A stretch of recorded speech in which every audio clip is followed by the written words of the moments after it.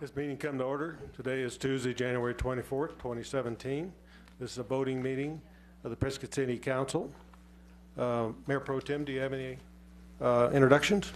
No, sir, I don't. Today we'll have the invocation by Reverend Kimball Arnold, St. Luke's Episcopal Church, followed by the Pledge of Allegiance led by Councilwoman Orr.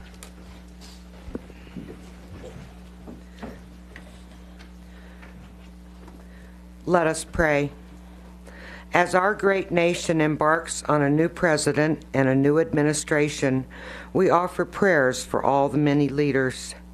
We offer prayers for our mayor and city council, for the various levels of city officials, and we pray for wisdom to govern amid the conflicting interests and issues of our times, a sense of the welfare and true needs of our people, a keen thirst for justice and rightness, confidence in what is good and fitting, the ability to work together in harmony even when there is honest disagreement, personal peace in their lives and joy in their task.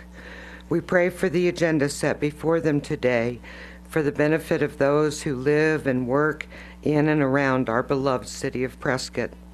We pray for the first responders and the valuable services they each provide the city of Prescott and its citizens and surrounding areas.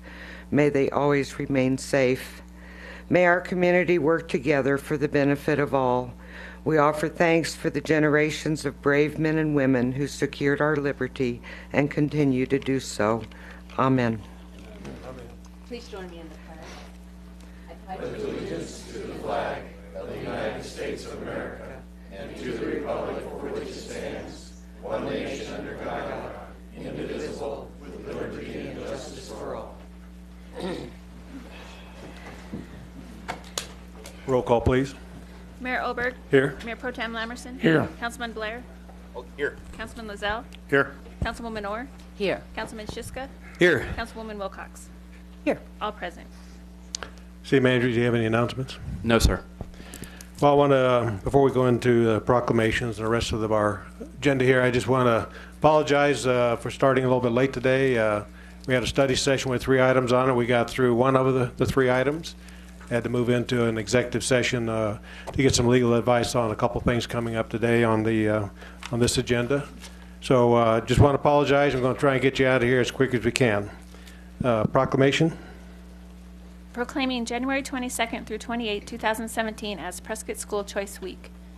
And I believe there's a representative from BASIS here to accept.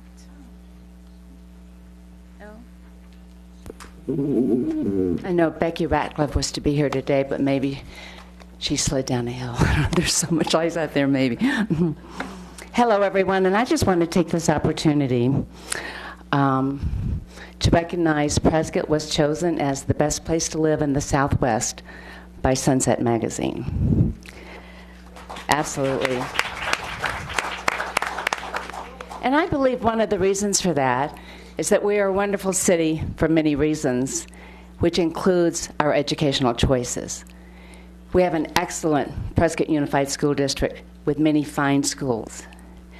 We have wonderful public charter schools. We have wonderful private schools and faith-based schools and wonderful home schools. So many choices.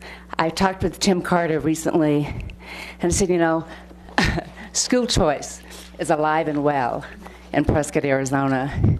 And many of you know I've given much of my life to education and to school choice. Proclamation. Prescott School Choice Week, January 22nd through the 28th, 2017.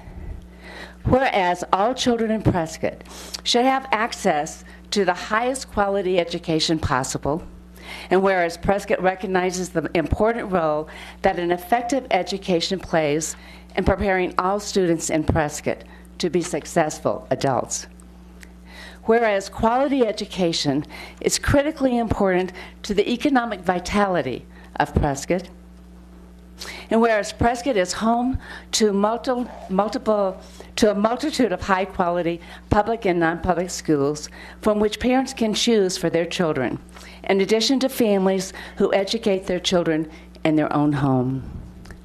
Whereas education variety not only helps to diversify our economy, but also enhances the vibrancy of our community.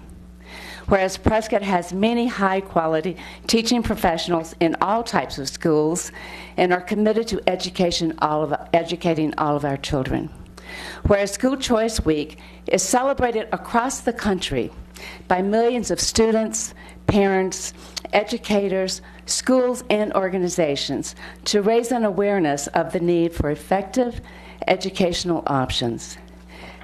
Therefore, Harry B. Oberg, Mayor of the City of Prescott, does hereby proclaim January 22nd through the 28th, 2017 as Prescott School Choice Week. Thank you.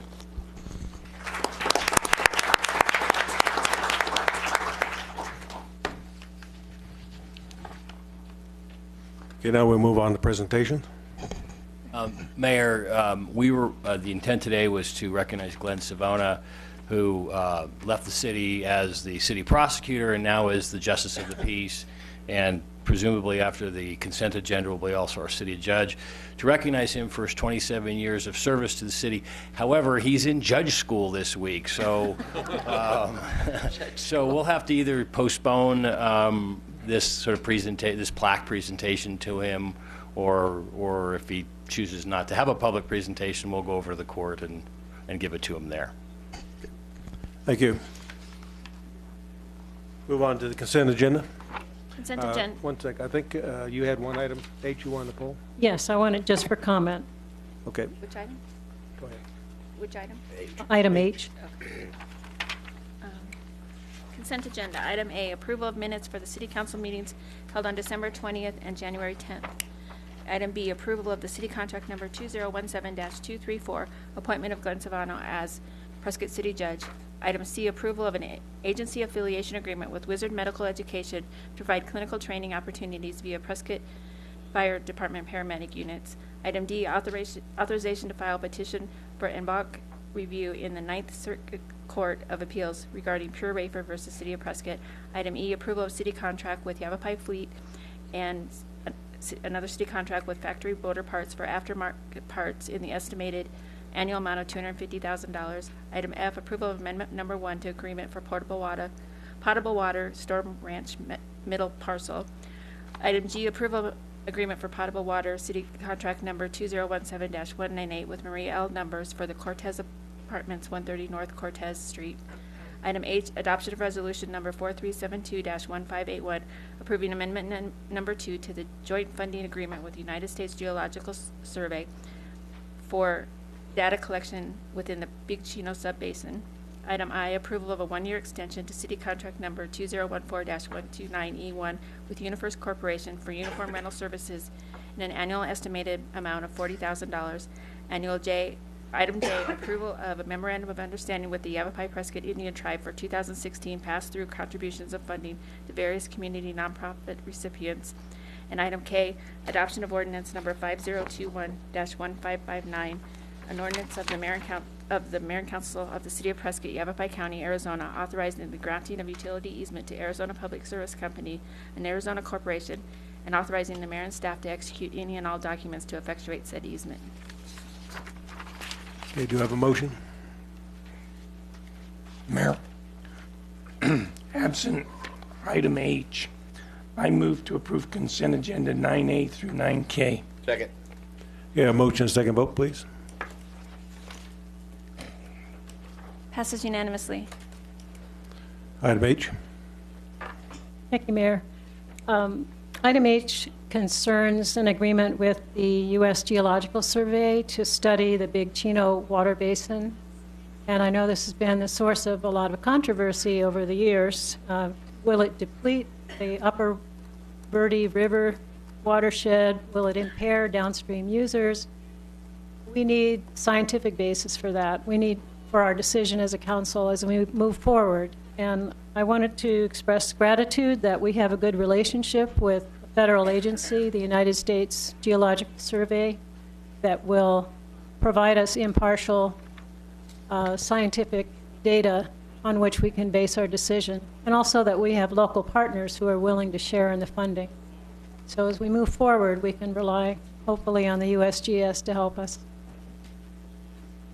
Any other questions, comments on H? Do I have a motion? Mayor, I move that the council approve adoption of resolution number 4372-1581. Second. Okay, motion, second vote, please. Passes unanimously. Liquor license agenda. Item 10A1, public hearing and consideration of a new liquor license application for a Series 12 restaurant license from Robin Bruce Forbes, applicant for Prescott Lobster and Seafood Company, located at 220 West Goodwin Street, Suite 2. Mayor and Council, this is for a new Series 12 restaurant license, and the application has gone through the Police Department, where it's been approved, the Community Development Department, where it's been reviewed for zoning requirements and building safety, and the application fees have been paid, and it's been posted at the location for the required 20 days.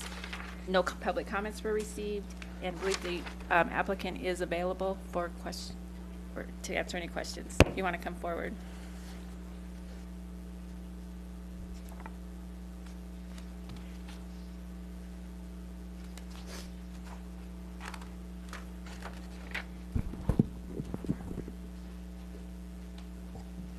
Come forward and tell us a little bit about your business. It's a little lobster sandwich shop in the middle of town by the old Firehouse Plaza. Can you speak into the mic a little more? It's just a little sandwich, seafood sandwich shop in the old Firehouse Plaza. Nice.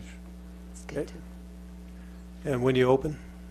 Or are you? It's already open. It's already open, so you're just trying to get the liquor license? Yes. Okay. Any questions, comments from the council? Okay, thank you. Thank you. We wish you luck. Any comments from the public? Do I have a motion? Mayor. I move to close the public hearing. Second. Yeah, motion and second vote, please. Passes unanimously. Do I have a second motion? Mayor. Mayor, go ahead. Go ahead. You got it. No, Go ahead. okay. I lost my place now. Go ahead. Well, mine's in yellow, so. Mayor, I move to approve liquor license application number 121-33668 for a Series 12 restaurant liquor license for Prescott Lobster and Seafood Company, located at 220 West Goodwin Street, Suite 2. Second. Yeah, motion and second vote, please. Mayor Over. Passes unanimously. Next item. Item 10A2, public hearing and consideration of a new liquor license application for a Series 10 beer and wine store liquor license from Amy S. Nations, applicant for Sprouts Farmers Market number 36, located at 174 East Sheldon Street. This is a request for a new Series 10 beer and wine liquor store, or wine store liquor license, and the application has gone through the Police Department, the Community Development Department. The application fees have been paid, and it's been posted for the required 20 days. No public comments were received, and the applicant is in attendance, I believe. Is the applicant here? Yeah, okay.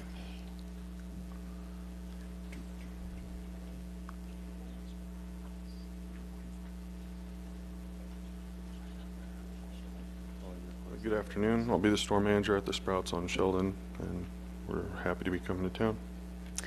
When do you open? March 15th. Okay. Well, we're glad to have you in town. Oh, absolutely. I I can know, hardly wait. Need a lot of- Sprouts on my way home.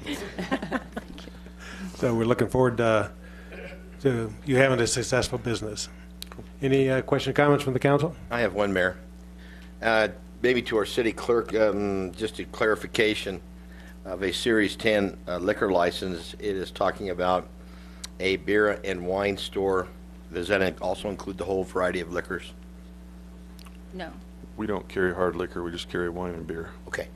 Thank you. Any other questions, comments from the council? Okay, thank you. Thank you. We're looking forward to it. Thank you.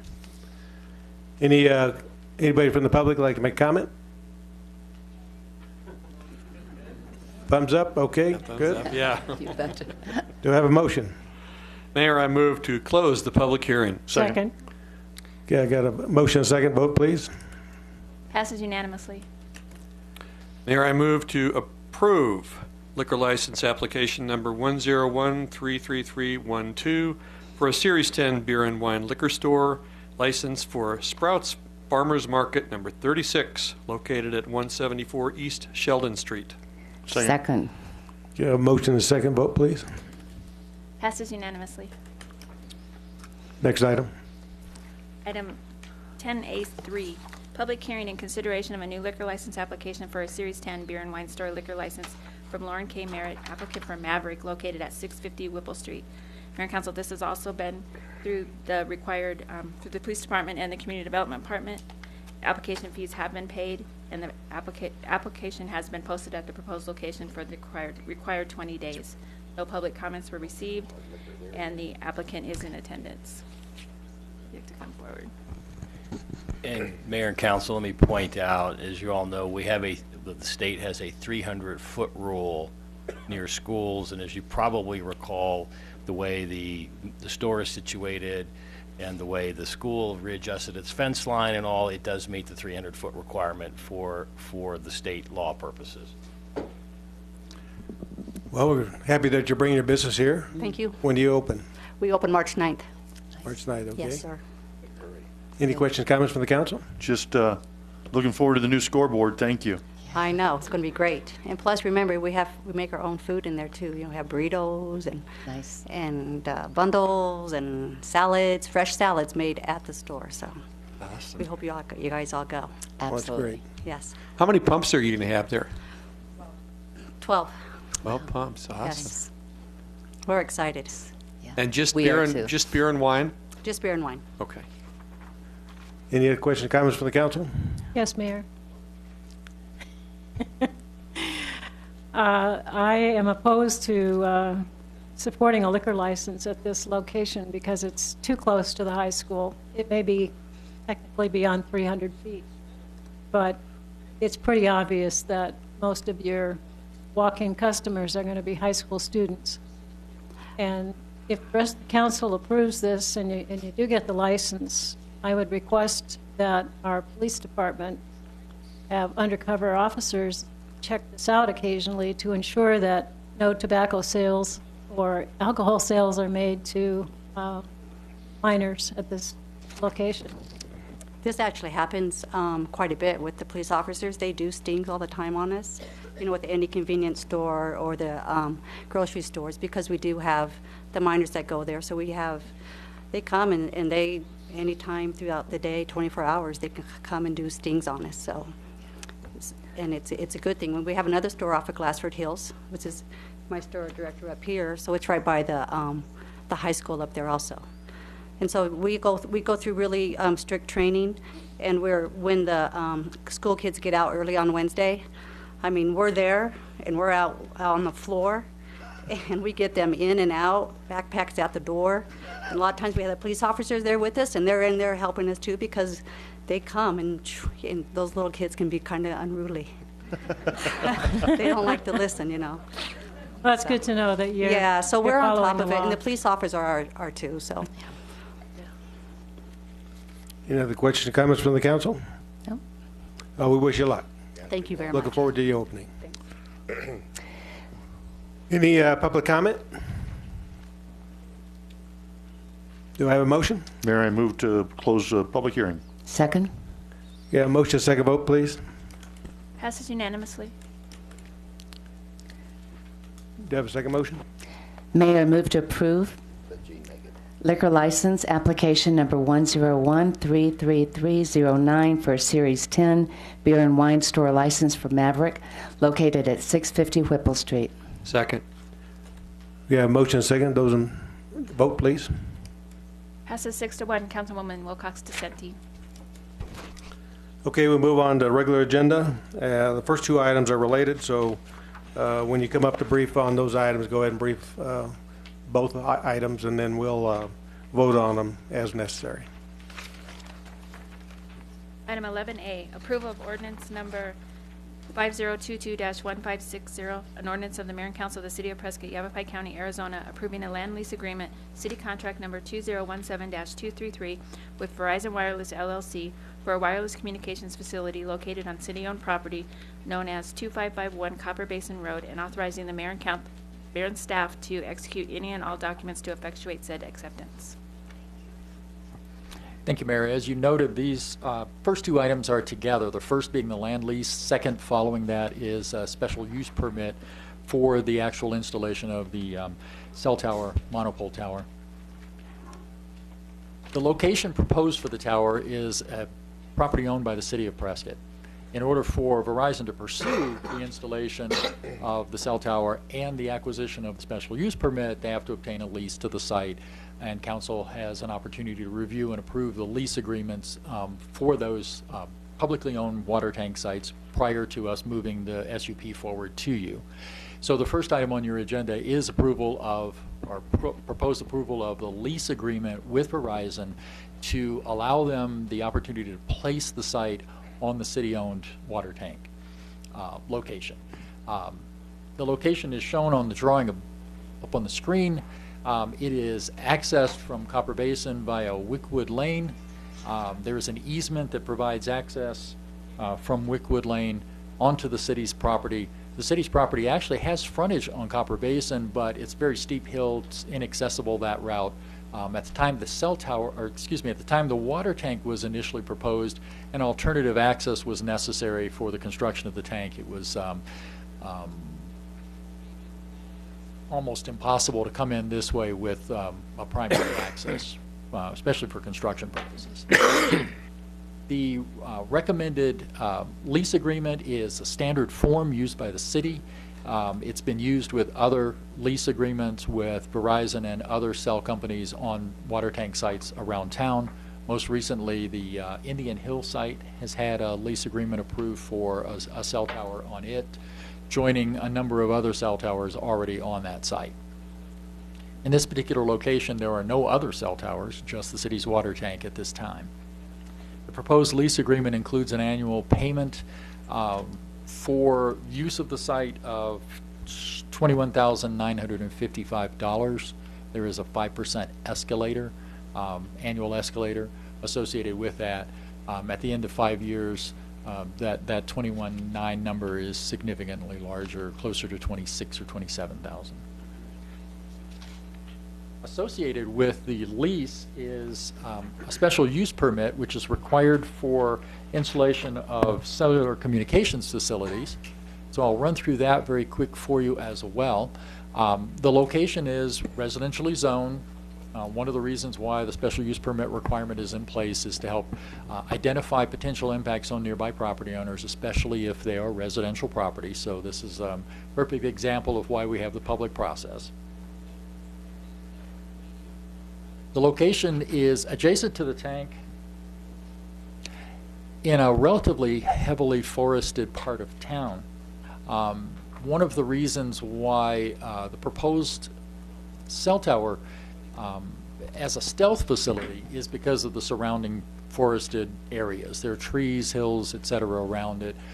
We have had some locations come before you where installing an 85-foot tall tree would have made it stand out even more than a tower, given the other surrounding structures or other surrounding terrain.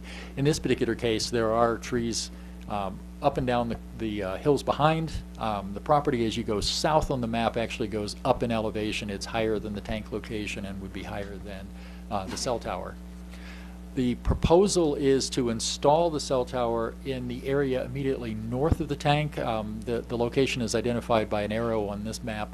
That area is a flattened area. It was part of the construction setup area for the original tank construction, so it's already flat, it's already open. It is outside the security fence of the tank itself. It is within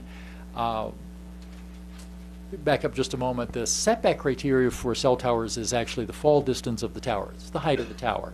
In this particular case, the proposal is 85 feet. They meet that requirement in all directions except to the east. They are less than 85 feet from the east property line. That would require a waiver to some degree on the extent of the height of the tower. Again, the intent is for the tower to be set back the height of its maximum height. In this particular case, they are approximately 40 feet from the property line on the east. They're also less than 85 feet from the tank itself. So that's another aspect of this. The setback in this zoning district, it's single-family zoning, the setback is 35 feet. the height limit is 35 feet. So as you go up with the height of the tower, as it exceeds 35 feet, it also requires a waiver through the SUP process. That height waiver and the setback waiver are provided for in the Land Development Code, giving council the ability to allow such a waiver without going through a separate process like a variance, which you would normally have with private development. The motion before you today would include, should you move for the approval of the SUP, would include both the height and the setback deviations, the waivers. As I mentioned a moment ago, their proposal is some form of a stealth design, something that looks somewhat like a pine tree. One of the things that came out during our Planning Commission review of the site and discussion was that the proposed 85 feet is taller than nearby trees, so it will actually extend above that. Some of that is mitigated by various perspectives. View of the site from different directions would be from higher elevations. The tree would blend more in those cases. There are also hills, higher elevation behind it that could help make the tree design, the stealth tree design, blend in better. The site proposal includes a ground-mounted compound for equipment. As you can see barely see from this drawing, I apologize, it's very light. The tower itself is the darker object.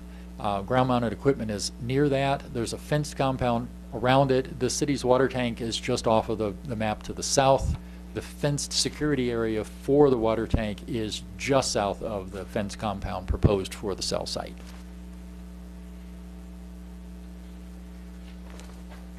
A number of concerns from nearby property owners have been expressed about the location, the use of the tank. Some of the folks you will be hearing from are nearby property owners. The Conrads own property nearby, both north and adjacent to it. It's possible the Ballantines, who own property to the east, or excuse me, to the west of it, will also have some comments today. The issues are, as expressed to the Planning Commission, were typically associated with the location of the tower, the fall distance, the height of it, the appearance of it, and some concerns about the radioactive emissions or radiation emissions from the tower. As you're aware, certain parts of those types of arguments are not permissible at the local level. FCC regulations override us. Our city attorney will be happy to step in at that point if necessary and just advise where those boundaries are for discussion purposes. We've had a lot of correspondence throughout the process. The application packet that was presented to you in today's agenda included everything that we received up to the Planning Commission meeting as one packet of information, and then a separate additional comment packet was attached of everything that was received after that up to the date of the agenda being prepared. Following the agenda, there was a packet of comments that were received late Friday afternoon or sometime Friday afternoon that was provided to you separately. It's a form of an online petition.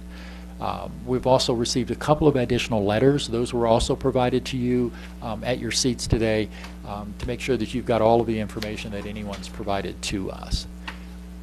Planning Commission ultimately spent a great deal of time talking about access to the site and expressed some concerns about not only the height of the tower and potential fall distance, but also access in and out, and whether or not there were some concerns about lease agreements and the things associated with the first item on your agenda today, which is the agreement to use the site. Ultimately, their vote was 2 in favor, 4 opposed. The motion was to approve the site. The motion failed 4-2. That recommendation is passed on to you. Planning Commission only makes recommendations. The action is left to council to make a final determination. At this point, I will stop talking about the presentation. We do have a representative from the applicant, Verizon, here. We also have a number of folks that I recognize in the audience who are here for and against, who I'm sure have some comments for you. With that, I'll take any questions you may have. Councilman Blair. Thank you, Mayor. After reviewing the documentation provided in our packet, I want to thank all the people that have sent us letters in favor of and against. George, thank you for your presentation as well. And I do recognize that we have issues in the city of Prescott regarding to public safety and communication and dead zones up there, and that this tower would help those issues. However, I would question the fact that has Verizon looked at all locations instead of just glomming onto, you know, a water tower? In other words, there are private organizations within there, one including the sheriff's posse itself, at the end of the road on a 10-acre parcel, which would seem to me to be better suited, out of the way, better fall zone. The money probably would be well spent through a nonprofit, opposed to the city of Prescott, although $22,000 in our general fund would be pretty welcome right now. But I think there's other opportunities to pursue other than this site, and I would have to agree to listen to our Planning and Zoning Commission at a 4-2 vote against, so I will not support it. Mayor Pro Tem. Thank you. Excuse my voice. Being the liaison of P&Z, I sat through this.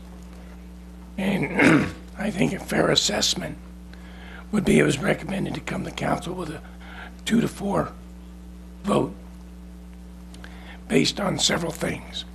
Number one, they did not have all the information with regards to the purchase agreement, etc., if indeed there were any deeds or restrictions or anything like that. Therefore, the commissioners didn't sense the same way as if they would have had all that information. Having sat here for a long time, I know we bought that piece of property from somebody with the intent of putting a water tank, not a cell tower, a water tank, with certain conditions. In those conditions that tank would be maintained, and we would do as much as we could to mitigate the impact on the community. I don't think it's in the best interest of the city to then go around and use the property for something different than what we bought it for. I don't think that's honest, and I would question whether or not people would sell us property in the future if we go down that path. Councilwoman Wilcox. Thank you, Mayor.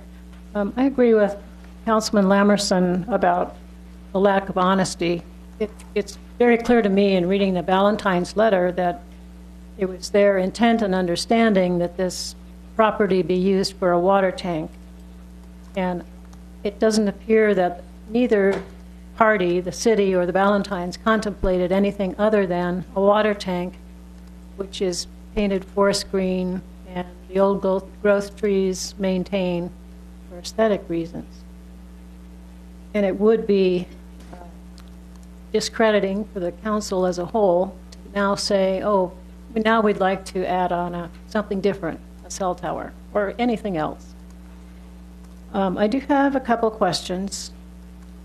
How do we know that the market value, or the $21,000 lease payment, actually is a market value? Have we done any studies of what cell tower leases bring in? The lease agreements are prepared through our real property specialist who has background in that information. I don't know if he's prepared to speak tonight. He certainly was involved in review and approval of all previous leases on all of our other water tank sites. And I will point out that it's not at all uncommon for a water tank site to be targeted by cellular communications companies because they generally are on high ground. They're on top of the hill, they're publicly owned, they don't have to negotiate private lease agreements with private property owners. I believe we do a pretty good job of determining what standard lease agreements are going for. I don't believe the city is just accepting an offer without making sure that it's a reasonable and prudent offer. Okay, well, if Don Hirsch is nodding his head, yes, he's reviewed this. I'm comfortable with the market value question. The other question is, there was some correspondence that indicated there would be a generator that would go on and off, and then a fan that would run constantly. Would the noise from either one of those pieces of equipment or operations be anything greater than the outside condenser unit on a residential air conditioning unit?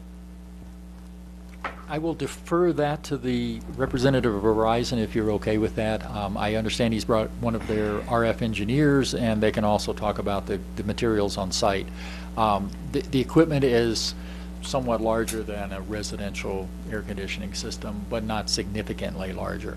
The generator is a diesel generator, I believe, and it would run periodically. Noise would certainly be generated, certainly more than is existing on the site now. Okay.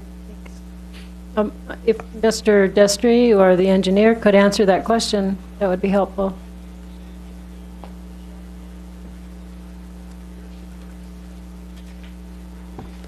Mr. Mayor, Councilwoman Wilcox, regarding the generator and fans, yeah, the generator itself runs about 30 minutes every week to cycle through.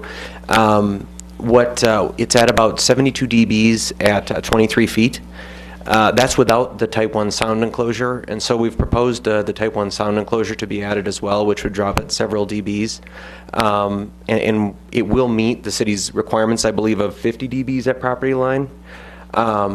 What we can also do, and this is something I was going to get to a little later, is we're currently showing a chain link fence enclosure around the proposed location, and we would be able to change that out to a wood look composite material and put some sound deadening material on the back side of that to help absorb sound before it gets away from the equipment. We would also propose to put it from 6 feet to 8 feet so that it would completely conceal the equipment to, again, just physically block the sound from getting away from the equipment. Well, how does 50 decibels compare to the sound of a residential air conditioning unit? The 72 is actually pretty close to a standard home unit. I recall I had a site down in the town of Maricopa, and we ran some studies and figured out that within 300 feet of that particular site with a diesel generator with no enclosure, there were 15 home units, and all of them were going to be louder than the particular unit on property. And again, that one had a wall around it, so that does help to contain that sound. Okay. Councilwoman Orr? Thank you, Mayor. I also agree with Councilman Blair regarding thank you for the citizens that wrote the letters, the petition, and that you're here today. Appreciate that effort. And I had the opportunity to speak personally with 2 of the residents that live adjacent to this. I understand they kind of sit in a bowl, and so although the sound may only be 50 decibels, it kind of, yeah, exactly, it reverberates. It's a beautiful forest there, and for the tallest tree to be a fake tree, this is a residential area only, and so I will vote no against this. Councilman Lozelle. Thank you, Mr. Mayor. Also, thank you, all the folks came out from the neighborhood. And all due respect to Verizon, you do serve a service to our community. But I have to go with Councilman Lamerson. It would be a disservice and in future dealings with property owners if we needed essential services and needed to purchase a private piece of property. It would be kind of disingenuous to allow something else on that property, such as a cell tower, what we're proposing today. So I'll be a no vote. Councilman Shiska. Thanks, Mayor. I agree with Councilman Lozelle. Our future credibility with property owners we may be doing business with is worth far more than a few bucks to the general fund. Any other questions, comments from the council? Correct me if I'm wrong, I think we established that water tower in there for fire flow, wasn't it? I believe that was a significant part of the design criteria. Also, I think this would not only serve Verizon, it would serve other service providers. The city's land development code requirements are that communications towers need to be compatible with co-location of other antennas. Generally speaking, because of the heights of the towers that we have in this area, it would allow one additional user to co-locate on the tower. It's possible that more than that could do so, but generally speaking, they need to be a certain height above ground to make it efficient. Okay. We'll go to the public for a comment. I don't want to have 10 people up there with the same message, so when somebody gets up and speaks for and against, if you have something different, then please come on up and let us know what you got. If it's going to be the exact same thing, then I'd like to go ahead and continue to move on. Again, I want to caution you, we're not allowed to take into consideration anything based on health effects or radiation from the tower. That's outside our scope of responsibility. So I'd ask you to refrain from talking about that. We'll take the first person that wants to talk.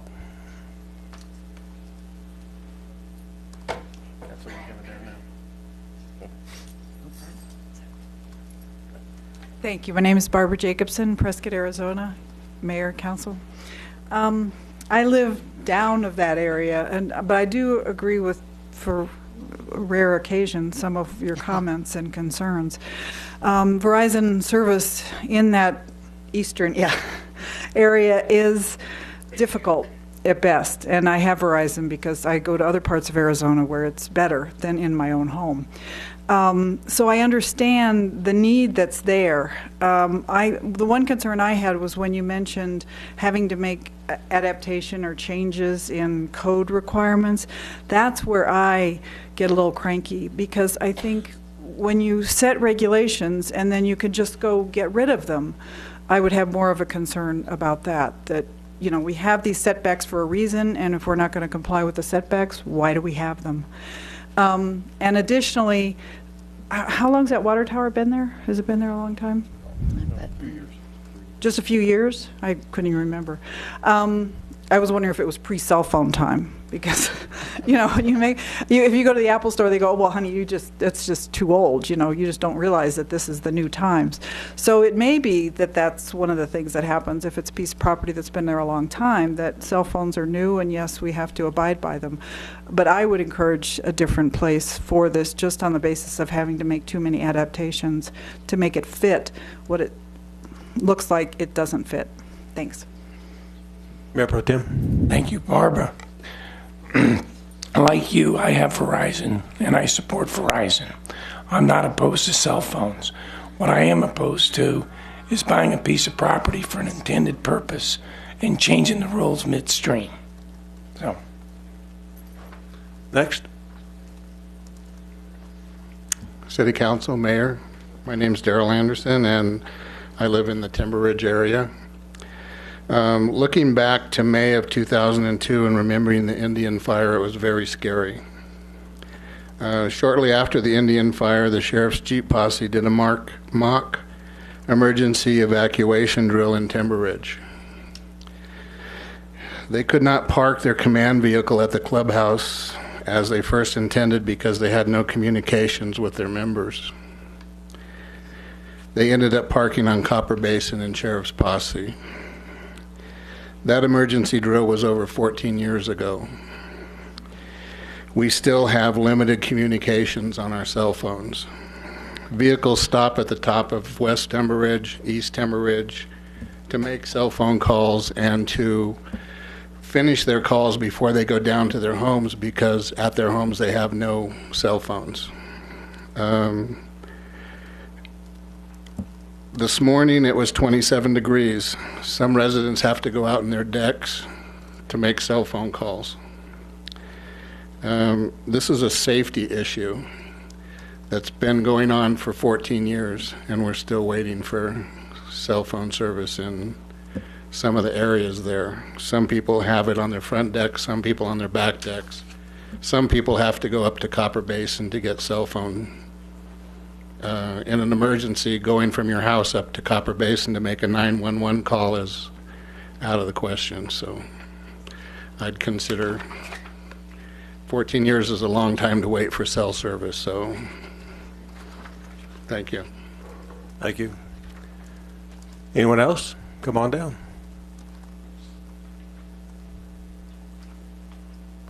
Mayor, City Council, good afternoon. My name is Dan Byer. I live in Timber Ridge. I am also the president of the Timber Ridge Homeowners Association. I am not speaking for the association. I'm speaking for myself, and I think a lot of people there feel the same way. Our cell phone service in our house, I never hear the cell phone ring because of the problem with the service. As Darrell mentioned, for safety, it's the #1 issue. From listening to the council today, I don't hold a favorable thought that it's going to be passed, but what I would ask is something needs to be done, and I hope this council would work with somebody in the area, if this does not pass, to expedite it as soon as possible. As Darrell said, we are in an area that tragedy can happen quickly, and we need communications. In today's world, more and more people have only cell phone service and not landline. So if this is not the spot, then I would ask the council to work with somebody like Verizon to expedite a site that we can get service there as soon as possible and not continuously put it off. Now, you've put cell phone towers on water tanks in the area before, in areas where there's a water tank. Is it correct or wrong? I think that's correct, yes. How did you manage to do that? To my knowledge, we didn't tell the people we bought the property from it was going to be for a water tank. We changed the rules on this one. Okay. And I do think that we do have opportunity to work with Verizon. I found what Councilman Blair said intriguing with regards to working with the sheriff's posse in a higher location, probably closer to your backyard, for another site. So we don't own the 10 acres that the sheriff's posse does. So there may be other opportunities for a cell phone tower, exclusively for a cell phone tower, but not telling somebody that owns a piece of property, we're going to buy your property for a water tank and use it for something else. Well, that's one of the biggest complaints that I heard at P&Z. Okay, well, if that's the issue, then that's a legal issue that I can't discuss. But if there is somewhere around that either the city owns or somebody owns like that, to me, $21,000 and growing at 5% a year is a nice benefit. You know, that works out to about $1,800 a month for probably 400 square feet of property that they're using. But if it's not this site, the only thing I ask is that we get some support from whoever it is, be it the sheriff's posse or whatever, to find us a site there that we can put a cell tower. We need it, and it's a safety issue, and you know, it's for everybody's benefit. Thank you. Councilman Blair? Yeah, Mayor, for full disclosure, I am a member of the Yavapai County Mounted Sheriff's Posse, and I certainly do not speak for the Sheriff's Posse. However, I speak for myself, and I think it's behoove of Verizon and with the city's help to look at the Sheriff's Posse property on their condolences and see if that property would work out, knowing that it's at the end of the road, knowing it's at a higher location, knowing that it's a 10-acre parcel, and as a 501c3 nonprofit that gives back to the community in the way of educational scholarships to kids, I think would be well worth that effort. Go ahead. Good day, and thank you for letting me be here, council and everyone. My name is Jim Delosier. I live inside that blue box up there. My house is the closest, along with the Conrads, to the actual proposed site. And while RF sensitivity or all of that stuff is not acceptable as a means of defeating this, with the research that I did, whether RF activity is real or perceived, imagined or whatever, the value of the properties around the proposed site typically go down in value anywhere from 17 to 30%. And the $21,000 that is proposed to the city would be, it would take 10 years for you guys to of revenue to offset the cost that I would lose in the value of my property. I live right across the street, and my wife and I moved here to be in Prescott. We love Prescott. We're very, very excited to be here. We moved to the forest so that we could be away from cell towers and stuff. And the thought of me having my dream home, the home that I plan on living in for the rest of my life, being compromised right across the street, just it's like being kicked in the gut every time I think about it. My wife is RF sensitive. I know that's not a concern. And as I said in the planning meeting, whenever you use the F word, federal, it usually does not go well for the people in the community. I'm all for small government, and you guys are my small government, and I'm hoping that you will vote to not allow this because the people that are surrounding this thing just don't want it. And in closing, I have Verizon and AT&T. They both work fine where I live. And as a member of the Jeep Posse, our command vehicle is smaller now and has a mobile command in it, and it can easily get into Timber Ridge, and the communications in it are effective. We've tried it, and it works fine. Thank you for your time. Thank you. Next, come on down.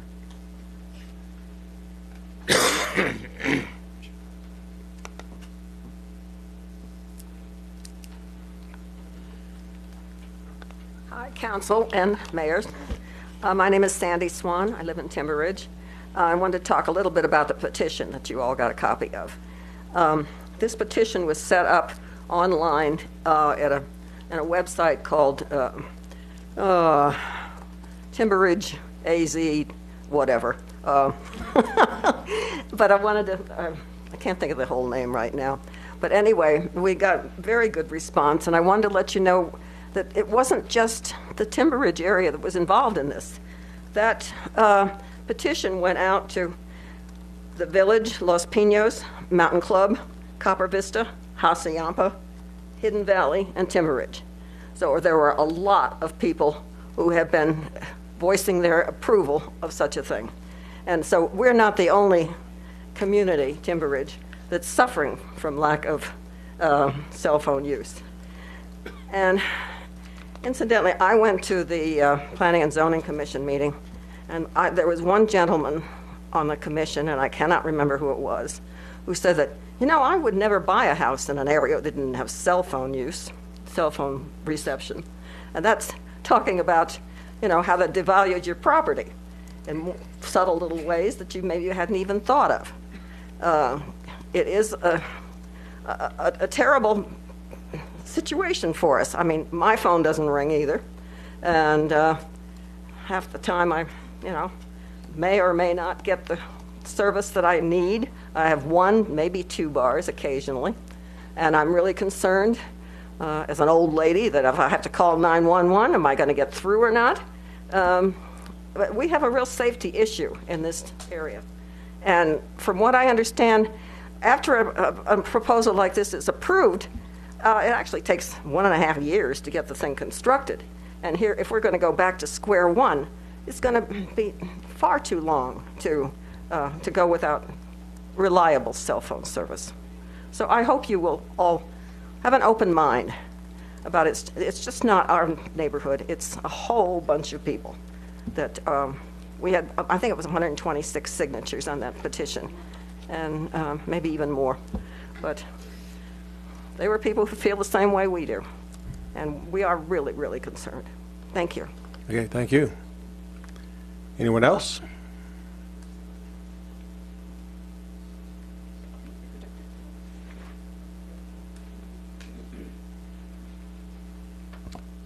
Thank you. My name is Janet Conrad. I think you mentioned me a little bit. We do own 2 properties, my husband and I. Can I grab that? That'd be great. Actually, I'm going to use this one. Okay.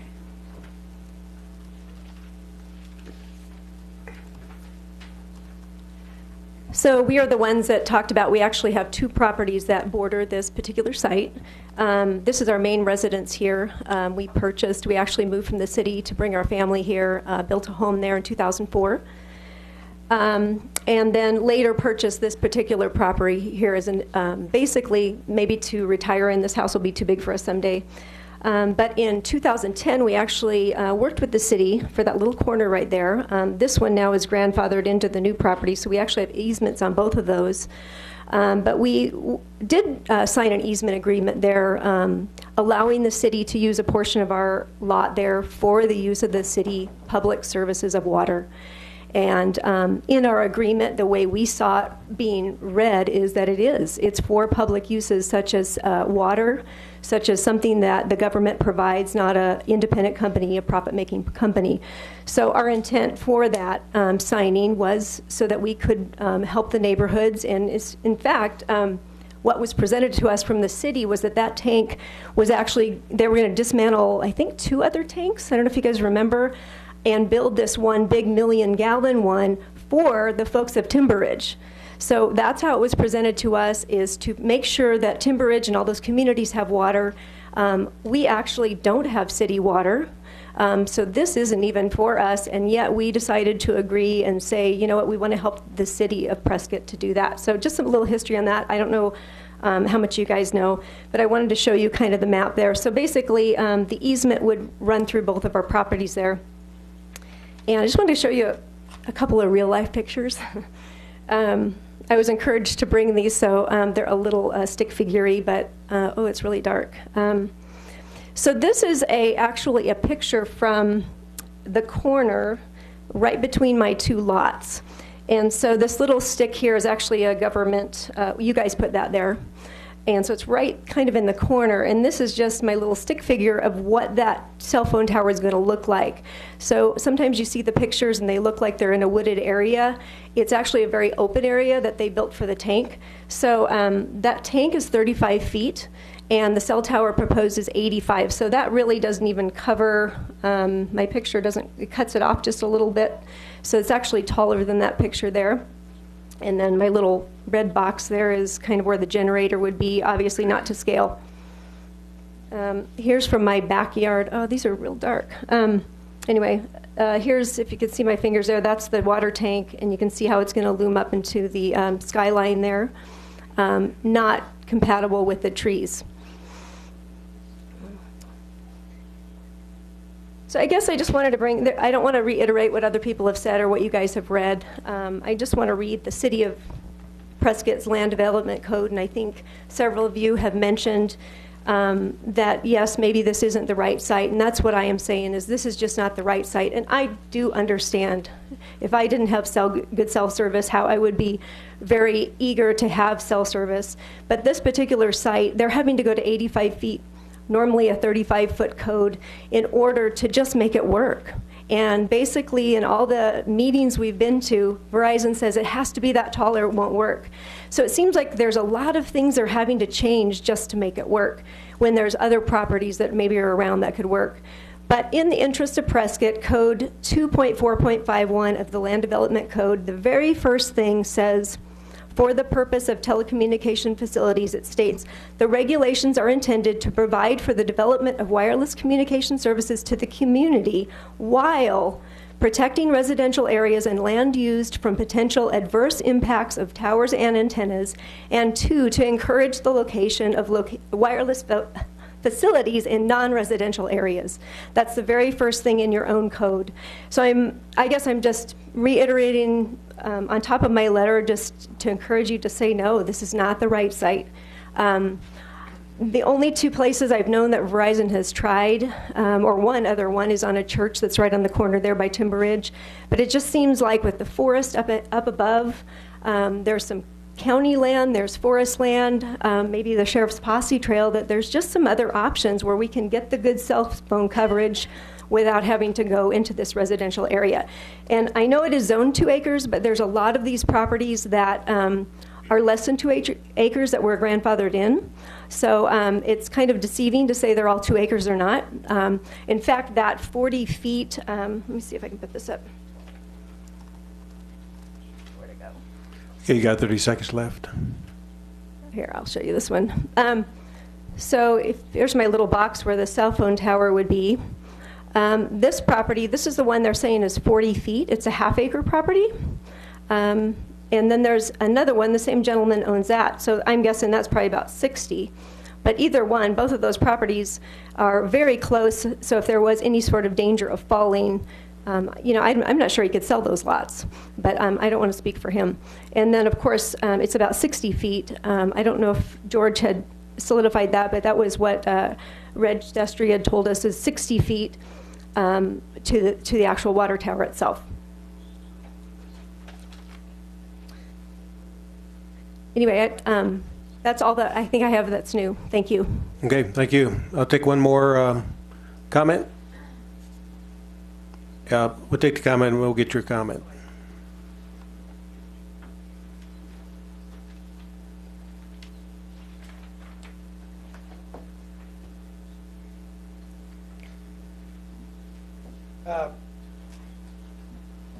My name is Brian Murphy. I live at 2550 West Copper Basin Road.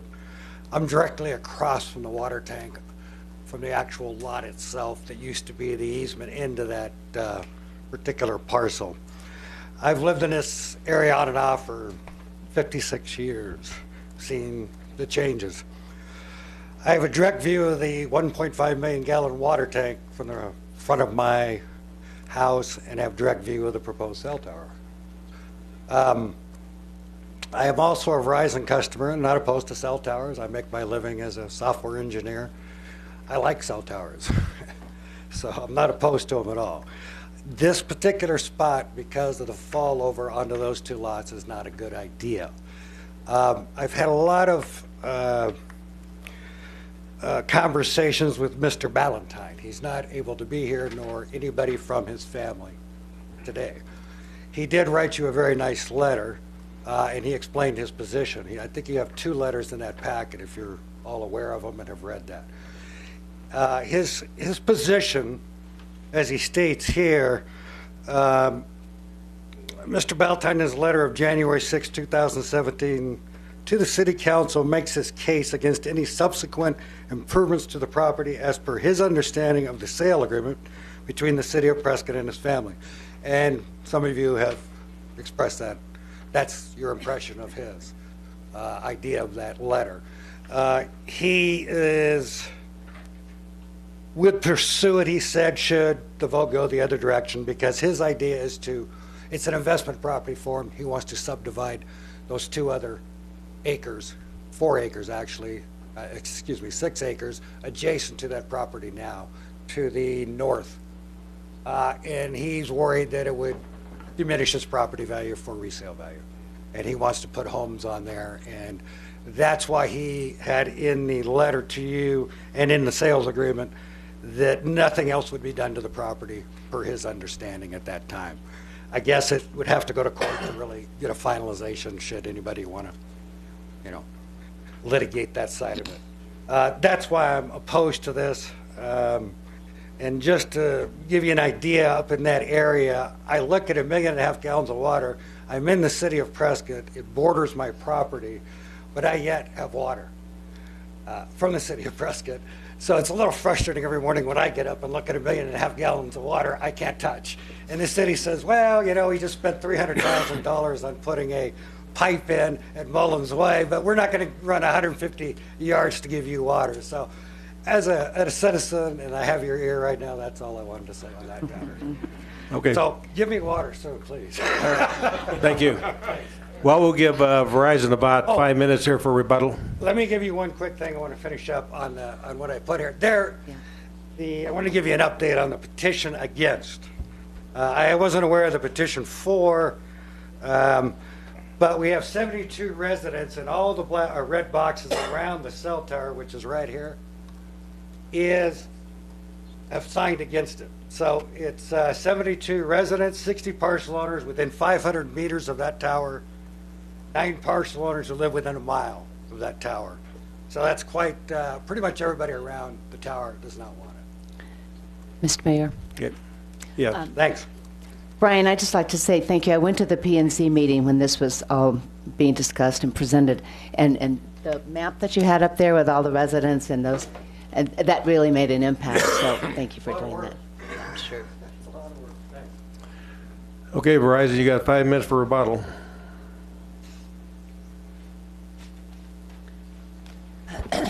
Thank you, Mr. Mayor.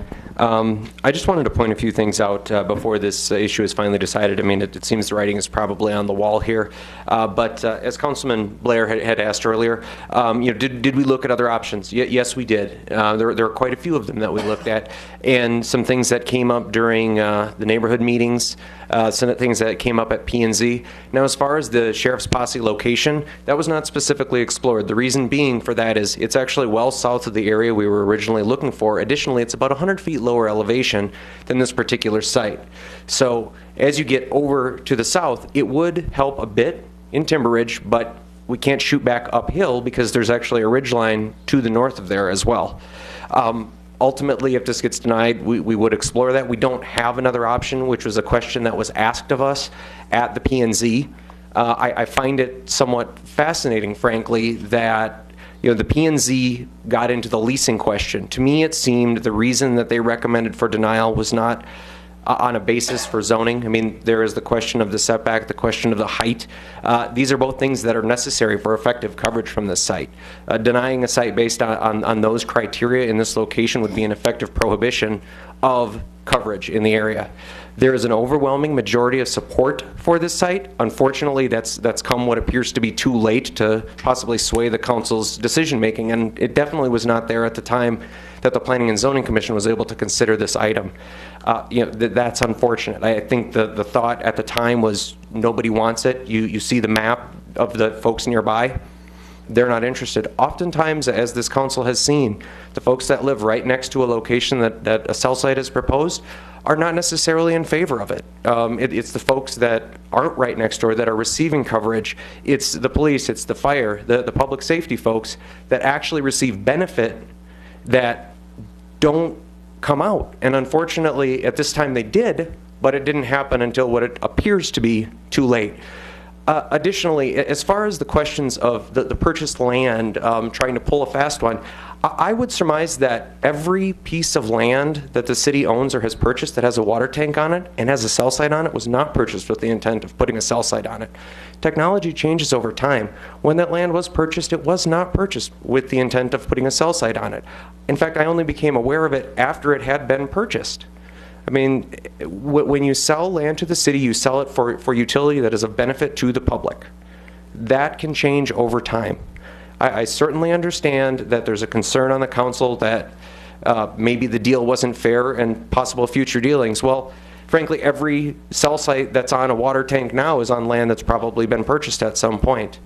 As far as the setbacks for the 40 feet, we'd prefer to be further from the property line, certainly. We will provide or can provide a stamped engineer's letter indicating that the site would remain within the 40 feet.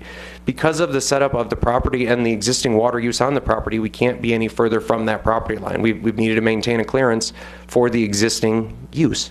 So that's why we're asking for the variance on that. And the height, we have to be above 35 feet. I mean, we have to get above the trees to actually provide coverage there. So I certainly understand all of the things the council has brought up. There's a feeling that we haven't looked at other options. The only real other option in or near the ring, Sheriff's Posse Trail, the Sheriff's Posse area, we can look at, but like I said, it's likely too low. And then the church, which is within the original search area, is closer to homes.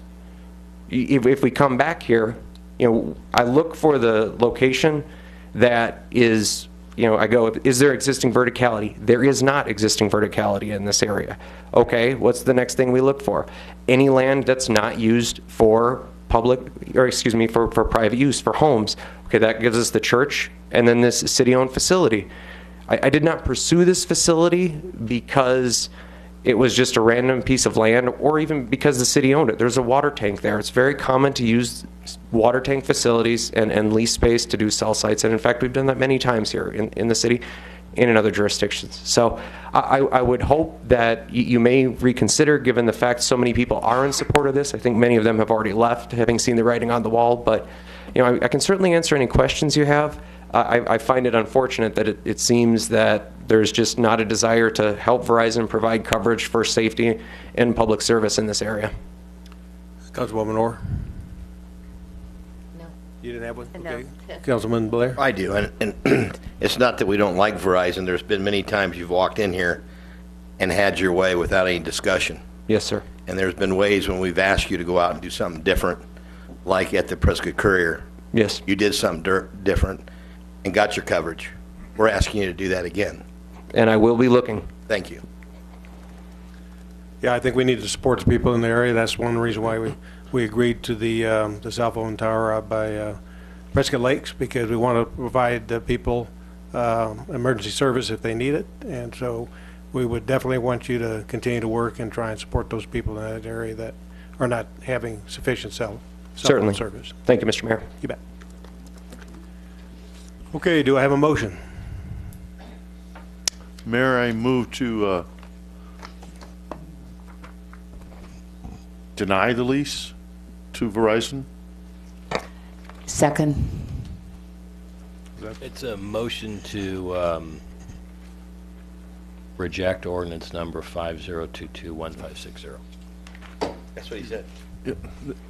Billy, you've got it in front of you. It's on my phone. Oh, Right, yeah. I just said it, you're good. Oh, what the Okay. counselor said. Second. Everybody understand it? Yeah. So a yes vote would agree with me. Yes. So a yes vote means that Is you... denying it. A yes Denied. vote would deny the ordinance. Or Okay. So I have a motion, second vote, please. Billy. Passes unanimously. So since we denied that, we do not need to consider the next one on the special use permit, so we'll move on to item C. Item C, public hearing for a proposed change of land use for property at 519 Miller Valley Road, adoption of resolution number 4359-1568, amending the 2015 general plan land use map from industrial to commercial, and adoption of ordinance number 5019-1557, an ordinance of the mayor and council of the city of Prescott, Yavapai County, Arizona, amending the zoning of certain property within the city of Prescott generally located at 519 Miller Valley Road from industrial light zoning district to business regional zoning district. Good afternoon, Council, Mayor. We've seen this project back in December. It's for the workforce housing apartment complex known as Creekview Village Apartments. Its location is on Miller Valley Road, contiguous to McDonald's, across the street from CVS to New Prescott Diner, and along the boundary of Miller Creek. The site plan was approved with a partial water allocation for the project back in December. The City Council approved the water allocation for, I believe it was 5.5 acre feet, and the site plan for this project. Both the site plan was recommended in favor of by the Planning Commission prior to that vote, and the Planning Commission has since discussed the rezoning of the property from industrial light, as shown on this map. Let me zoom out a smidgen here, in purple, to business regional. The reason it has to change in zoning is that residential uses are not allowed in the industrial zoning districts. Along with that, when you change zoning, sometimes it requires a change in the land use designation with the general plan. The general plan existing matches the existing zoning industrial. These are land uses, not zoning categories, to the proposed commercial land use designation. That way there's coordination between the general plan and the zoning should you approve the rezoning. Of course, nothing has changed. The preliminary renderings or elevations for the project, along with the proposed change in land use. Again, you've already approved the site plan, but I'm going to put that back up on the screen for the public's benefit. We've had supporting phone calls for the project. I've had one letter in opposition to the project, with primary concerns being traffic on Miller Valley, which I believe we discussed and maybe put to bed at the last meeting with the site plan approval. And I've had one phone call since that was concerned about this development in conjunction with all the other development that's happening all over the city. The conversation began with this project, but the conversation continued, a very respectful conversation about the changing character of the community as a whole. So really, two oppositions, one written opposition, and several phone calls in favor of, because of the ability of having housing in the workforce category because of the tax program that the developer is pursuing. Mr. Schumacher is here from the developer. If you have any questions, I'm certainly available as well. Any questions, comments from the council? Any from the public?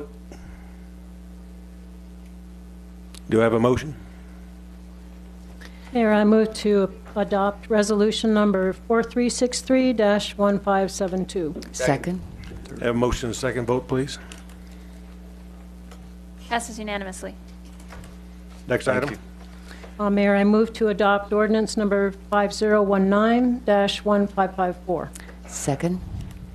Yeah, motion and second vote, please. Passes unanimously. Next.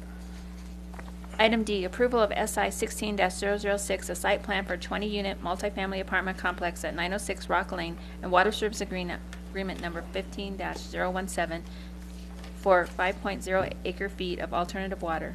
Zoning multifamily medium, APN 11508-065B, property owner Kevin Rendell.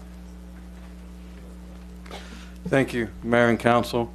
This project you haven't seen. It has gone before the Planning Commission and the Water Issues Committee.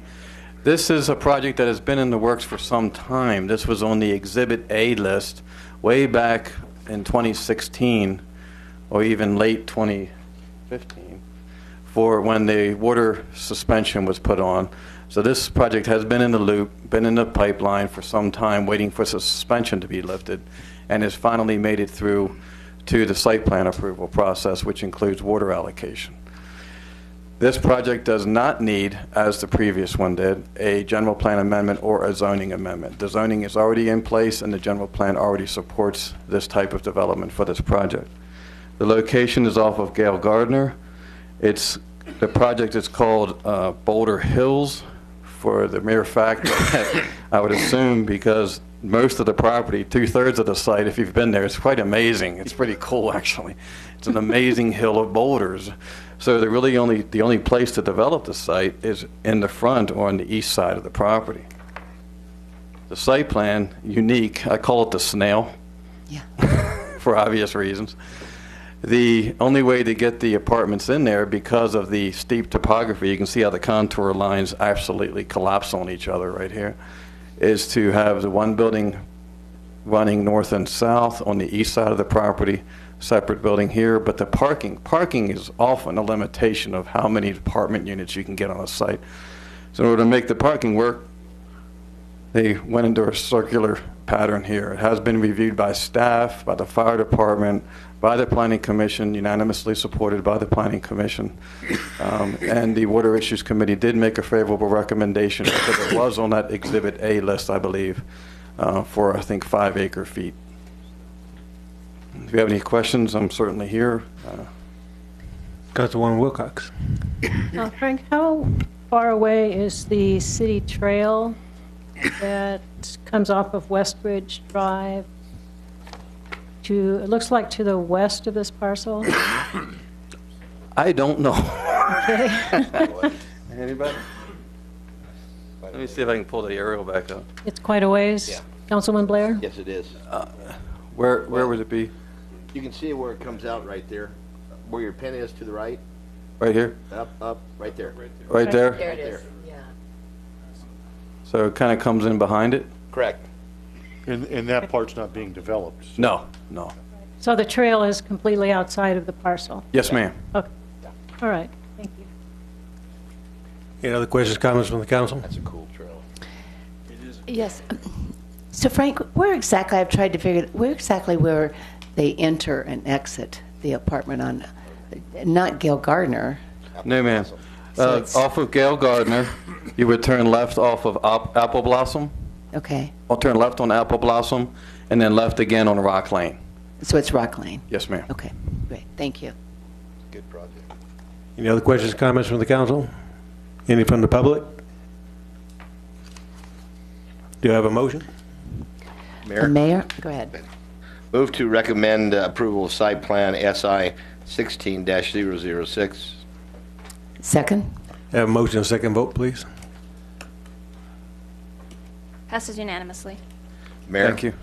Move to approve water service agreement number 15-017, city contract number 2017-206. Second? A motion and second vote, please. Passes unanimously. Thank you. Next item. Item E, award of city contract number 2017-227 to Fan Environmental LLC for the Rodeo Grounds Grandstands electrical improvement projects in the amount of $1,224,346. Good afternoon, Mr. Mayor, members of council. My name is Steve Oroz, presenting the item today. The contract is proposed to go to Fan Environmental for the Rodeo Ground Improvement Project in the grandstands. The project originally started as an electrical improvement project and was the design contract was awarded back in June of last year.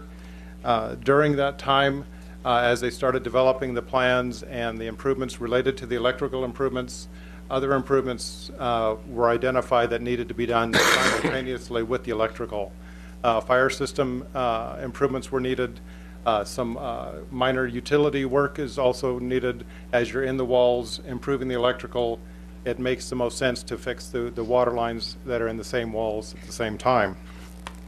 Much of the electrical system in the grandstands there is close to 70 years old. It's in serious need of improvements.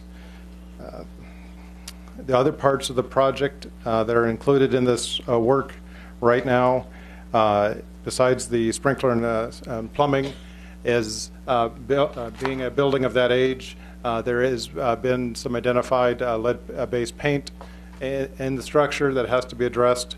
Also, there's some asbestos tiles that need to be addressed as well. The cooling system that's out there is an evaporative cooler system. It's not a full-fledged air conditioning system, but it is also significant in age as well and not very efficient. And while we're in there doing the electrical, it doesn't help to get new electrical wires to an old unit, so the project grew. One of the things that was identified early in the project was considering replacing the entire roof structure, which was a significant cost. But during the process, the engineers came up with an alternative which mitigates the leaks that are in the roof, as well as providing some heat dissipation to protect the people underneath and the fenders underneath from a lot of excess heat that has been an issue there. So that foam option was a cost reduction for the project.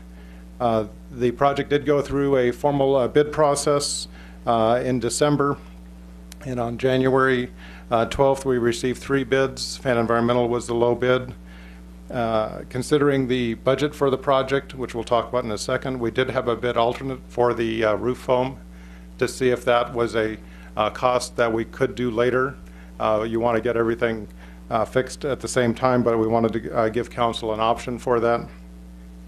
The budget for the project started at $925,000 in this fiscal year, with an additional $475,000 contemplated next fiscal year. As we were going through the project and trying to size the project to fit, we discussed the funding mechanism with the finance department, and it was figured that we could move the money from year to year if that's the desire of the council. The other item is that the project total exceeded the budget for that 2-year allocation. That was another question that came up. How that happened is that the original budget that was set and just carried on from year to year was set a number of years ago, I think around 2007-ish, when the project was just an electrical project. So with the other items that needed to be brought up to code, the project grew, and it's one unit that we're trying to get constructed to improve the experience at the rodeo grounds. Members of the Prescott Frontier Days are here, as well as the contractor with any, and we're all available for any questions to be answered. Councilman Blair. Well, we purchased it for a lot of reasons, and we knew there was going to have to be improvements. I'm amazed that it hasn't got before us before now, here some 10 years later. So I will support this. I would ask the final question, though, with the environmental segment of that, the air conditioning, electrical, plumbing, that completes that whole structure as far as its improvements. Would that be a correct statement? That is correct. With this electrical, plumbing, cooling, and the roof repair, that structure would be up to code. And I would say it's a drop in the bucket for the economic benefit that we get out of it throughout the city for the many years we've had it. So I'll support this. Councilman Lozelle. Thank you, Mayor. I don't know if this question is for you, Steve. This is, by the way, this is investment. I agree with Councilman Blair. We bought it. It's in great need of improvement. I don't know if Mary Ann or JC would like to come up. Come on, you old codger. With due respect, that is. How you doing these days, JC? I'm doing great. Good. Thank you. J.C. Trujillo, Prescott, Arizona, and General Manager of the Prescott Frontier Days. I just have a question for the folks out there listening. And you guys do a great job with the rodeo. Thank you. Huge economic impact with us. You're working with we brought back the fair, the county fair, and you guys Yes, are working sir. with them. You have anything else on the horizon using all these new amenities? Any other shoulder events that utilize that property? Well, of course, we have a lot of the standard events which we put on, and of course, those through the month of May bring a great impact to all the businesses around Prescott. The junior high and high school rodeo, the AJRA rodeo, and of course we do a Queen Creek Junior Rodeo also. And every one of these events, the high school event, there'll be, if you drive by the rodeo grounds, you'll see how packed it is. And of course they impact financially all the restaurants and businesses around. And I live a stone throw away, so I see how busy you are. I just wanted to illustrate that it wasn't just for one or two events. You guys are trying to do what you can to bring in more and more events. Exactly. We try. That's one of my jobs, is trying to bring events into the rodeo grounds all the time. I know that I was born and raised here in Prescott, and I've never seen too much of a change to the rodeo grounds, like a lot of us that have been here a long time. And it thrills the Prescott Frontier Days Rodeo to know that the city is behind us and that we can make some great improvements to a great facility. You going to be able to put your new stands in there? You're going to buy them this year, or are you? Well, maybe not this year, but by golly, it's in the future. Good. Yes, sir. Is this going to be interfere with the rodeo at all? I mean, we're going to. Well, that was our main concern. We were, like I said, we were thrilled to have the improvements at the rodeo. I know that one thought was, can they get this big job? And it's a giant job. Every contractor I've seen walk away from that job shaking their head, But our only question is, can they and easily get this job done before our rodeo that starts June the 28th, and we need a little space there. And it's not one of those things that you can say, well, put the rodeo off for a week. No. We can't do that. Yeah.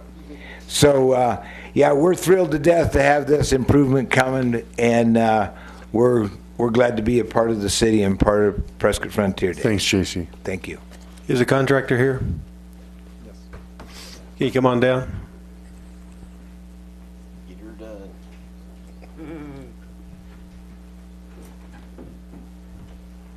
Mayor and council. Howdy. You heard the time frame that was established by the Yes. Frontier Days. You going to be able to make that? Yes, it's aggressive schedule. It's tight. We know the ramifications of it. We're going to get after it and get going just as quick as we possibly can. Everything was, we knew that going into it. So I got 100% assurance, right? We all heard that. Yeah. It sounded like it got a little loose there toward the end. Yeah, we know we're up against out there with a lot of different things that have been there forever, and a lot of hidden things we're going to find, and we'll, attack each one of those as they come, and Okay. we'll find a resolution. All right, thanks. So, you bet. Councilwoman Wilcox? Thank you, Mayor. The rodeo grounds is a valuable city asset, and yes, it's worth the investment, but this is the wrong time to be making that investment. $1.73 million is a lot of money, and we could use that money to make next year's PSPRS payment without sacrificing any of the other amenities in the city.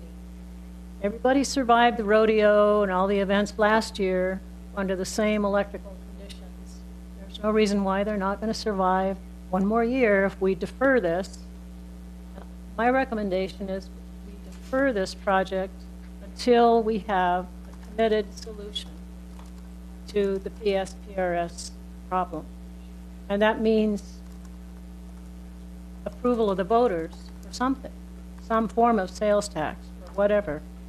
So that may not happen until August 29th or whenever an election is called. And that means deferring the whole project for a year. I don't see a problem in doing that.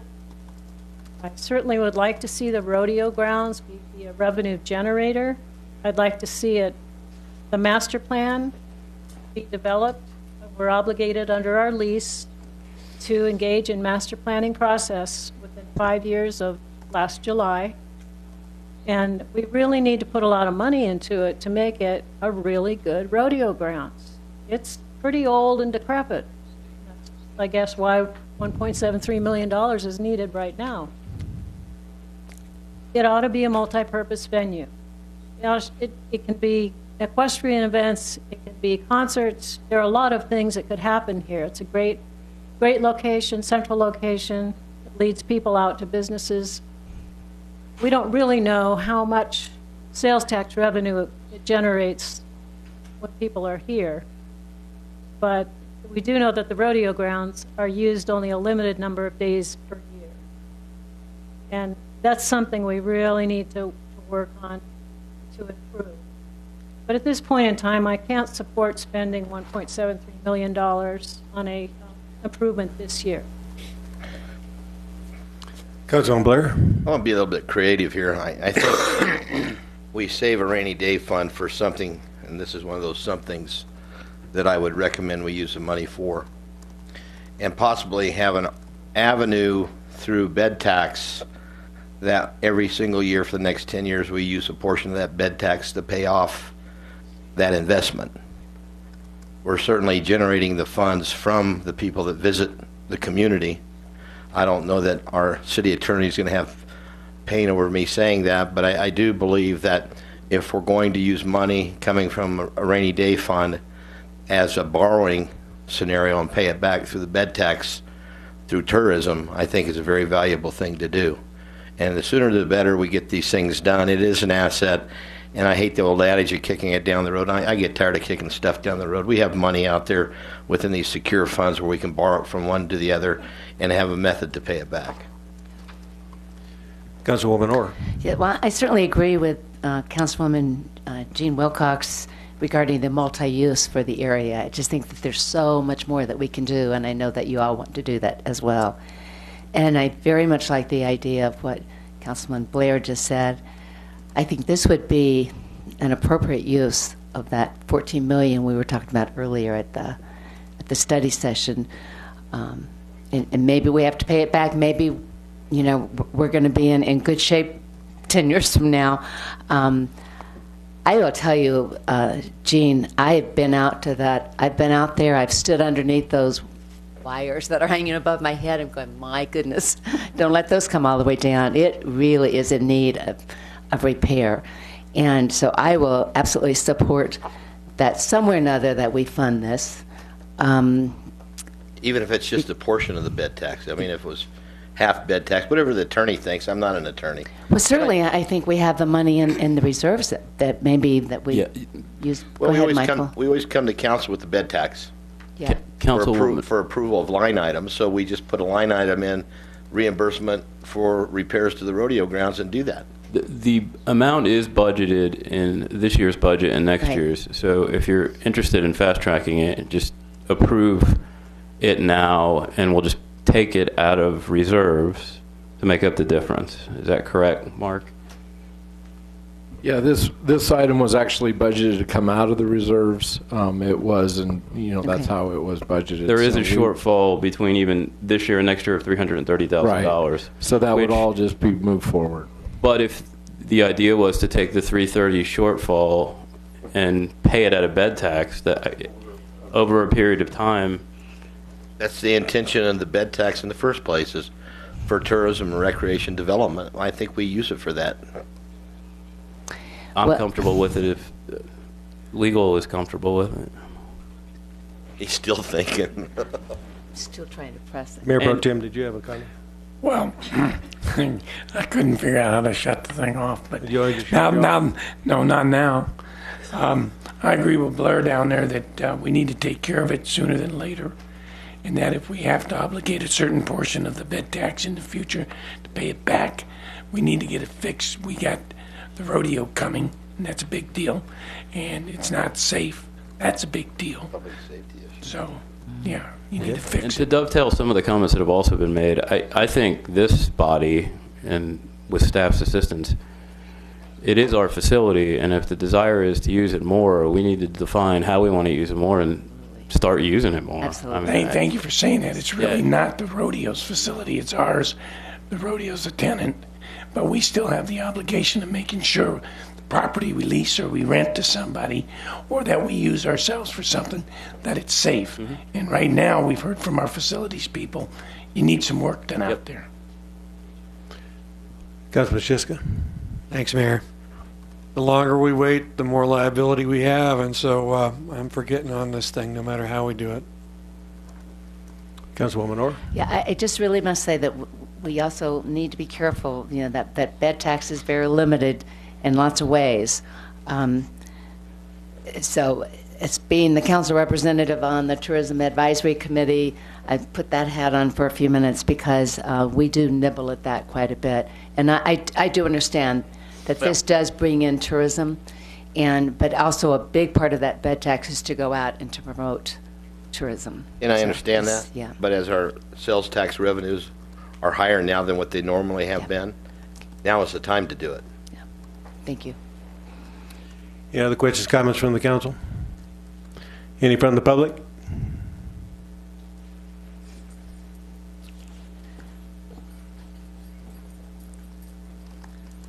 Hi, Barbara Jacobson. I have a concern, and I was away for a while, but come back and read the paper and see what's going on. And I have a concern about other cuts that have been talked about and the public outcry about those potential cuts, and about the council wanting to make money off of things. I can understand that, and I can understand the need for repair, for liability, and all that. But when you talk about, and if you're wanting to get the voters to approve a sales tax increase so you have more revenue, and then you start talking about that you have this slush fund, there was another word used, but I'll call it a slush fund, some extra money, I don't think that goes towards a lot of money. I think some more can be done with less money, potentially, to do some of the repairs, to do some mitigation that needs to be done now, because I don't think the voters are going to be happy when extra money is spent on this and not that. Thanks. Thank you. Anybody else?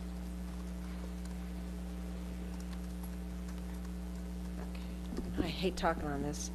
Marla, now I agree with Steve. I agree. That is the heart of Prescott.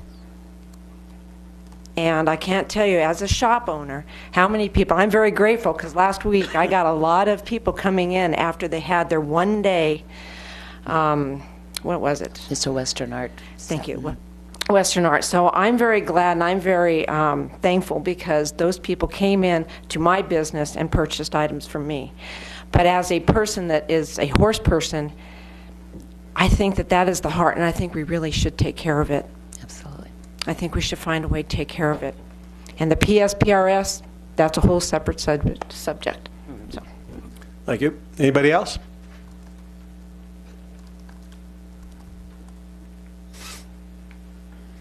I knew you couldn't resist. Chris Graff, Prescott Frontier Dairies Vice President. Just wanted to go back to that comment about the repairs and how necessary they are. It's hard to understand when we're behind the scenes at that rodeo, the shorts and the things we go through to put that on. It's only one rodeo away from a disaster if something happens with a fire or something like that. So it is necessary. You guys may not see that when the rodeo's going on. We're living it, and it's in need of repair. Absolutely. Thank you all. Thank you. Anybody else?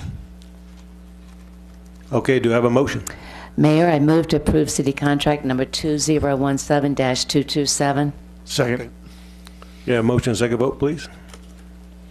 Passes 6-1. Councilwoman Wilcox dissenting. Thank you. Next item. Mayor, item F and item G have been asked to be continued to a later date. So we'll go with item H. It's the determination of an option to present to the voters to address the unfunded PSPRS liability and adoption of resolution number 4373-1582, calling a special election on August 29, 2017.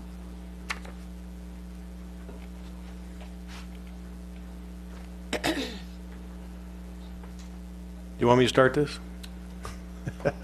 No, I could, I'm sorry. I was thinking you guys were going to have the discussion about H, the item regarding. We are. That's his. We're going So to yes, H. Mayor, please. I thought you were talking about the one you and I were. So we're talking H, right? Yes. Yeah. Well, I think we had the study session, and we did not come to a decision on the exact option that we were wanting to put forward to the voters. I think that still needs to be done. And as a result, I think maybe it's premature to actually vote on the special election on August 29th until we have decided exactly what option we're going to select.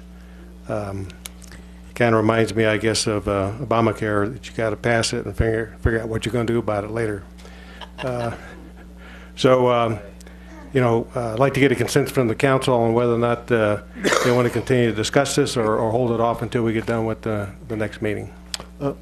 If I could, I'm sorry, I'll wait my turn. Okay. We'll move on to Councilwoman Wilcox. Well, for all the reasons that I presented earlier, it's important that we set a date and work toward that date. We'd like to see an August election called tonight, so we move forward and we know what's going to happen at a certain time. And I agree we should defer the discussion on options. What you have in your materials is a little bit outdated given the presentation today. And we want more full council discussion on options that would be acceptable to the voters that council would like to refer. But it is very important to call the election and get a deadline, get us moving forward. Yeah, do it. Get her done. Councilman Lozelle. Thank you, Mayor. Gene, I agree with you. I think that we do need to set a date. It does kind of put some fire under our feet. And I want to reiterate what I said during the last study session. And what I appreciate everything that the committee has presented, but I think we don't need to rehash what everybody here agrees on. What we need to do is use that time wisely next Tuesday, just get right to the bare bones of what we need to come to an agreement on and spend that time on that, whether it's 0.75, whether it's 1%, whether it's no percent, whether it's half this, half that. But we got to come to a consent, an agreement of what that language looks like. And let's concentrate on what we're not agreeing on, so we can come with a good ordinance or a good presentation to the public. Councilwoman Orr. I would agree with Greg. I think it's the things we definitely agree on. We need to keep it simple. I hope we agree that this needs to be a dedicated funding source for the debt, because that's what we keep hearing from the public. And we just need to get this done. And I appreciate the council saying let's meet weekly until we get this language, because the more time we have, the better we're able to get our citizens committee together and we all get behind this. If I could, I don't think we're all in agreement that it's a dedicated. Okay, all right. Okay, and I'm not saying that it's. So maybe that's something we need to talk about. We need to really get to hash that out. So I guess I would also ask people then to talk to others, and because we've done a lot of talking and researching as a committee for months now, and so maybe I'm a little more set in my head about that because of it. So. And I would really encourage the local outlets of news to kind of maybe put it out there that this is just for that. So if there is somebody in the community that has a great idea, that's the time to come and let us know. I just remember sitting out there and listening to all the debate about the 1 cent street and open space and how there's such dissension for 10 years on that. So, okay. So I definitely hope we call for an election for tonight, for August. And I must say, I wanted March, and then I wanted May, and I did. So let's go for August. Councilman Chiska. Thanks a lot, Mayor. To be brief, I'm on board for August 29th. Councilman Blair.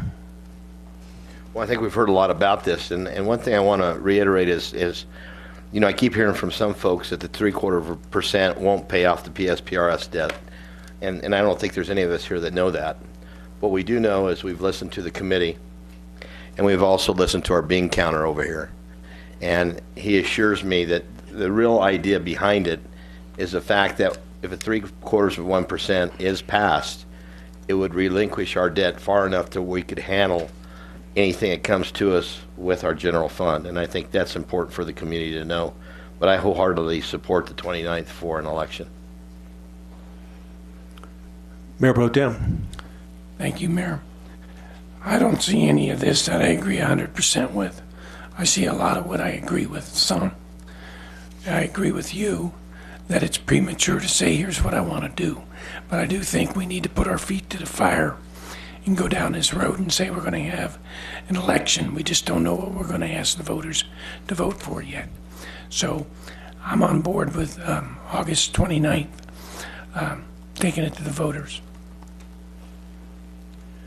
Okay, I guess I'm the only one that hasn't talked yet, so I need to express myself. All right, Mayor. You know, again, I've listened to Noel Campbell. He wants to move forward and help us out. I just hope if we do this and we shoot ourselves in the foot, we don't wonder why it hurts later on. And what I mean by that is if we forestall any opportunity to get anything done at the legislature because they know we have a vote coming up, then we might not get any kind of reform this year. So we just have to understand, you know, why we got a big hole in our foot and why it hurts and why we're bleeding. So I think we need to do that. But secondly, too, we need to be unanimous on this. And I think it's important that as we move forward on this and the option, it's very important that we have a 7-0 vote. Mayor Pro Tem. Thank you. I don't want to put you on the spot. Have you had conversation with Noel that would indicate that if we do for this vote, that we have a problem with Noel serving what we're trying to get accomplished here in the city? I think it's important that we have a working relationship with our legislators. And I do agree with you that it needs to be a unanimous vote. But I'm not so sure that if I haven't had that conversation with Noel. I don't know that Noel would say, if you guys vote to do something, you just sunk me. I haven't heard that. Maybe you've heard it. I haven't heard it. I have heard it, and he is concerned that it depends on how it's played down there. You know, you never know. He feels they could pull the rug out from under him on moving forward to try and get any kind of reform, and he's told me that personally. Well, when is he supposed to know something that would be positive for us to have that information in our bucket for decision-making purpose? I know that we're getting short to go to the voters in the city of Prescott. So you asked me what's his drop dead date to put something down in the hopper? Right. I don't know. I think he's kind of waiting to see where we're going here, try and get an understanding of what we want to do. Well, you know, you got an election in August, you got another one in November. Now what happens? I mean, gosh, at some point, maybe Noel should be talking to us a little bit more than the one, because that makes it very difficult to sit here and agree with my fellow council, knowing this could shoot us in the foot down at the legislature. On the other hand, I wasn't elected to represent everybody in the state of Arizona. I was elected to serve the people in the city of Prescott. So I would say there's a fall down in communication from Noel. If indeed he would like us not to do this, I wish he would tell us that. Well, I'll see if I can't get him to come to a future meeting and talk to us exactly about what he feels. And what then, he thinks he can then do. would we still have time to take this to the voters this year? Are you asking, would we have time to take to the voters? Yes. I don't know. We'd have to talk to him. Obviously, if he can't get anything through, then we still have August and November. If he does manage to get something put in the hopper, and we do get some further reform, and it's signed by the governor, that'll be about May, I think. Is that about right? The governor would sign that, and that could make it to where August wouldn't work and November would be the one that we'd have to go with. Thanks. Okay. Thank you. Mr. Mayor, Mayor Pro Tem, I know you're tired of hearing my broken record here, but because we do what we need to do for the city of Prescott to take care of our unfunded liability does not prevent us from working with Noel Campbell, Governor Ducey, anyone else that wants to make reforms, the League of Cities and Counties, cities and towns, excuse me, I know they're working on things. We can do two things at one time. We can push for reform. We can do whatever we need to do to help that happen. But first and foremost, we need to take care of the city of Prescott so that our city remains the #1 place to live in the Southwest. And I have so many people telling me, why aren't you guys doing something on this? So we need to act. August should be our absolutely drop-dead time to go to the voters. To go beyond that time is going to be very difficult for us then for next year. It's just time to act. And I ask you that we please vote unanimously to go to the voters, to our citizens in August, and ask them to help us fix this and find a solution. Okay, first of all, I want to make sure you understand that Noel Campbell is working for Prescott. He has this in his heart. You got to understand that. It's not just us. He's working for us, too. I understand I don't want to hear that. any of that. Mayor, I didn't say anything against Noel. Well, that's the way I took it. Well, I'm sorry. That's not what I meant. Okay. I'm just saying we... Don't undercut him. And I'm not. Good. I'm not. Appreciate that. Oh, by no means would I do that. I'm just saying that we need to do what we can do for our citizens to fix this unfunded liability. For us to wait another year. I was on board for this last year. I think had we passed the .55, we would have been farther along in the road. We did get some reform. We worked hard to get 1, 2, 4 passed. I appreciate what all the legislators did on that. But there's a point, as Mayor Pro Tem said, we were elected to serve Prescott, not necessarily to be the fix of PSPRS. But I think we can do both and work with Representative Noel, Karen Fan, David Stringer, all of them down there, and the governor. Let's get this fixed. Let's reform this system. But let's not let our city just absolutely fall apart as we're doing it.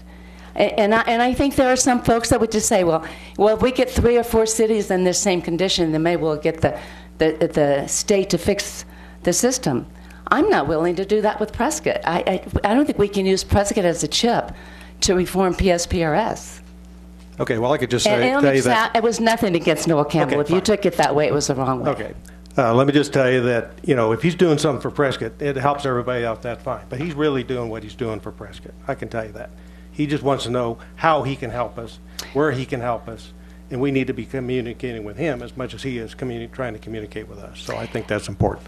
The other thing is, I just want to make sure you understand is, I'm not saying that we're going to wait another year. I don't think we can wait another year. So I don't want to hear somebody saying we're going to put this off in the next year unless you're talking about a fiscal year. I'm not looking at going into another calendar year, that's for sure. The other thing is I'm just trying to put forth to everybody here and everybody on this council that, we need to be cautious on how we move forward. Now, if we vote on this thing today and it blows up in our face, it blows up in our face. I understand that. And if we pull the rug out from under him and he can't do anything, then we're going to have to try again next year. I understand that. Councilman Thanks, Chesky. Mayor. What I want to know is what's the difference between August 29th and waiting until November the 2nd or whatever it is? Thank you. I mean, realistically, what, there's a couple of months? And we're sitting here saying, oh my gosh, if we do it in August, then it may upset Representative Campbell's efforts. But if we do it in November, it won't upset Representative Campbell's efforts. I don't see. To do it in November. I don't see the What difference does it make? I don't see the difference. And I'm for August 29th because we've kicked this can down the road way too much. I mean, I'm having a real hard time thinking about 2 months making such a big deal to Representative Campbell when he says if we go ahead and do something August 29th, it sounds like if we do something on November the 2nd, it's going to be the same outcome and the same answer. I mean,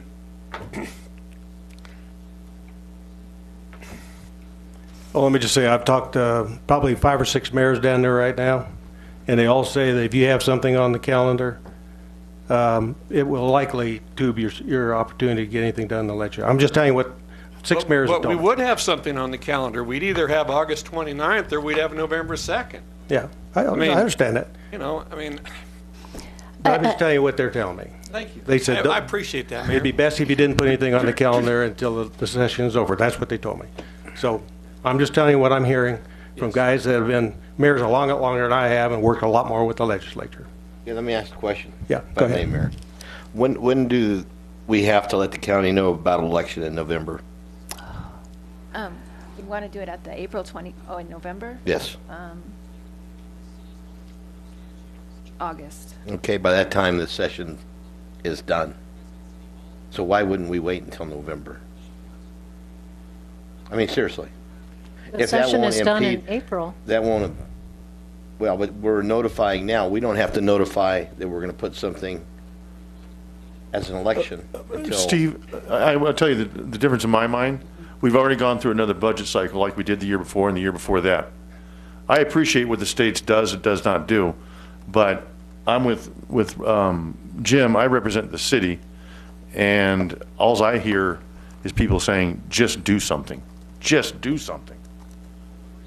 So I think there is a difference, and I'd rather go into the budget cycle knowing that we've got something out there. Well, that's where I'm concerned, well, that's where I'm confused at. We can go into this budget cycle knowing we're going to put something on the ballot in November, but we don't have to do it now where it would impede what Noel might be doing, and I guess that's what we need to hear from Noel. If we wait until November, it better serves his ability to get something accomplished at the legislature. So my question would be is, what is, in reverse to what Steve said, what's 3 months mean if we put it in November? Does it help him out or not? I think there's more people turning out for the election. In November? No, in August. That's right. And again, I think the idea is to put something on the calendar right now, rather than waiting to maybe April to put it on the calendar. I guess the question is, if we wait till April, can we still get, the communications going, get the word out, get people to understand exactly what's going on so that they would be supportive of whatever our option is, whether it's August or November. This gives us 6 months. This gives us 6 to 7 months to let people know what we're doing in August. I think Noel's got to know that we're hurting here, and regardless, if they're so big britched down there that they don't think this isn't killing the goose that laid the golden egg, then I think they're crazy. Something's got to be done. I still support August.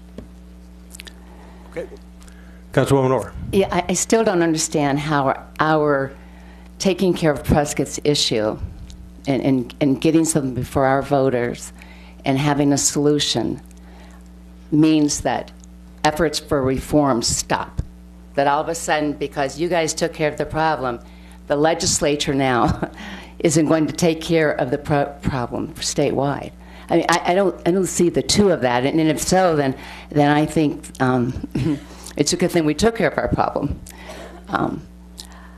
I just believe we can do both. Once again, we can help Representative Campbell, we can push for reform. I'll be first in line to help him do what he needs to get done. But we also need to take care of Prescott's problem. And we can't do that. I mean, we have our citizens telling us, what are you guys doing?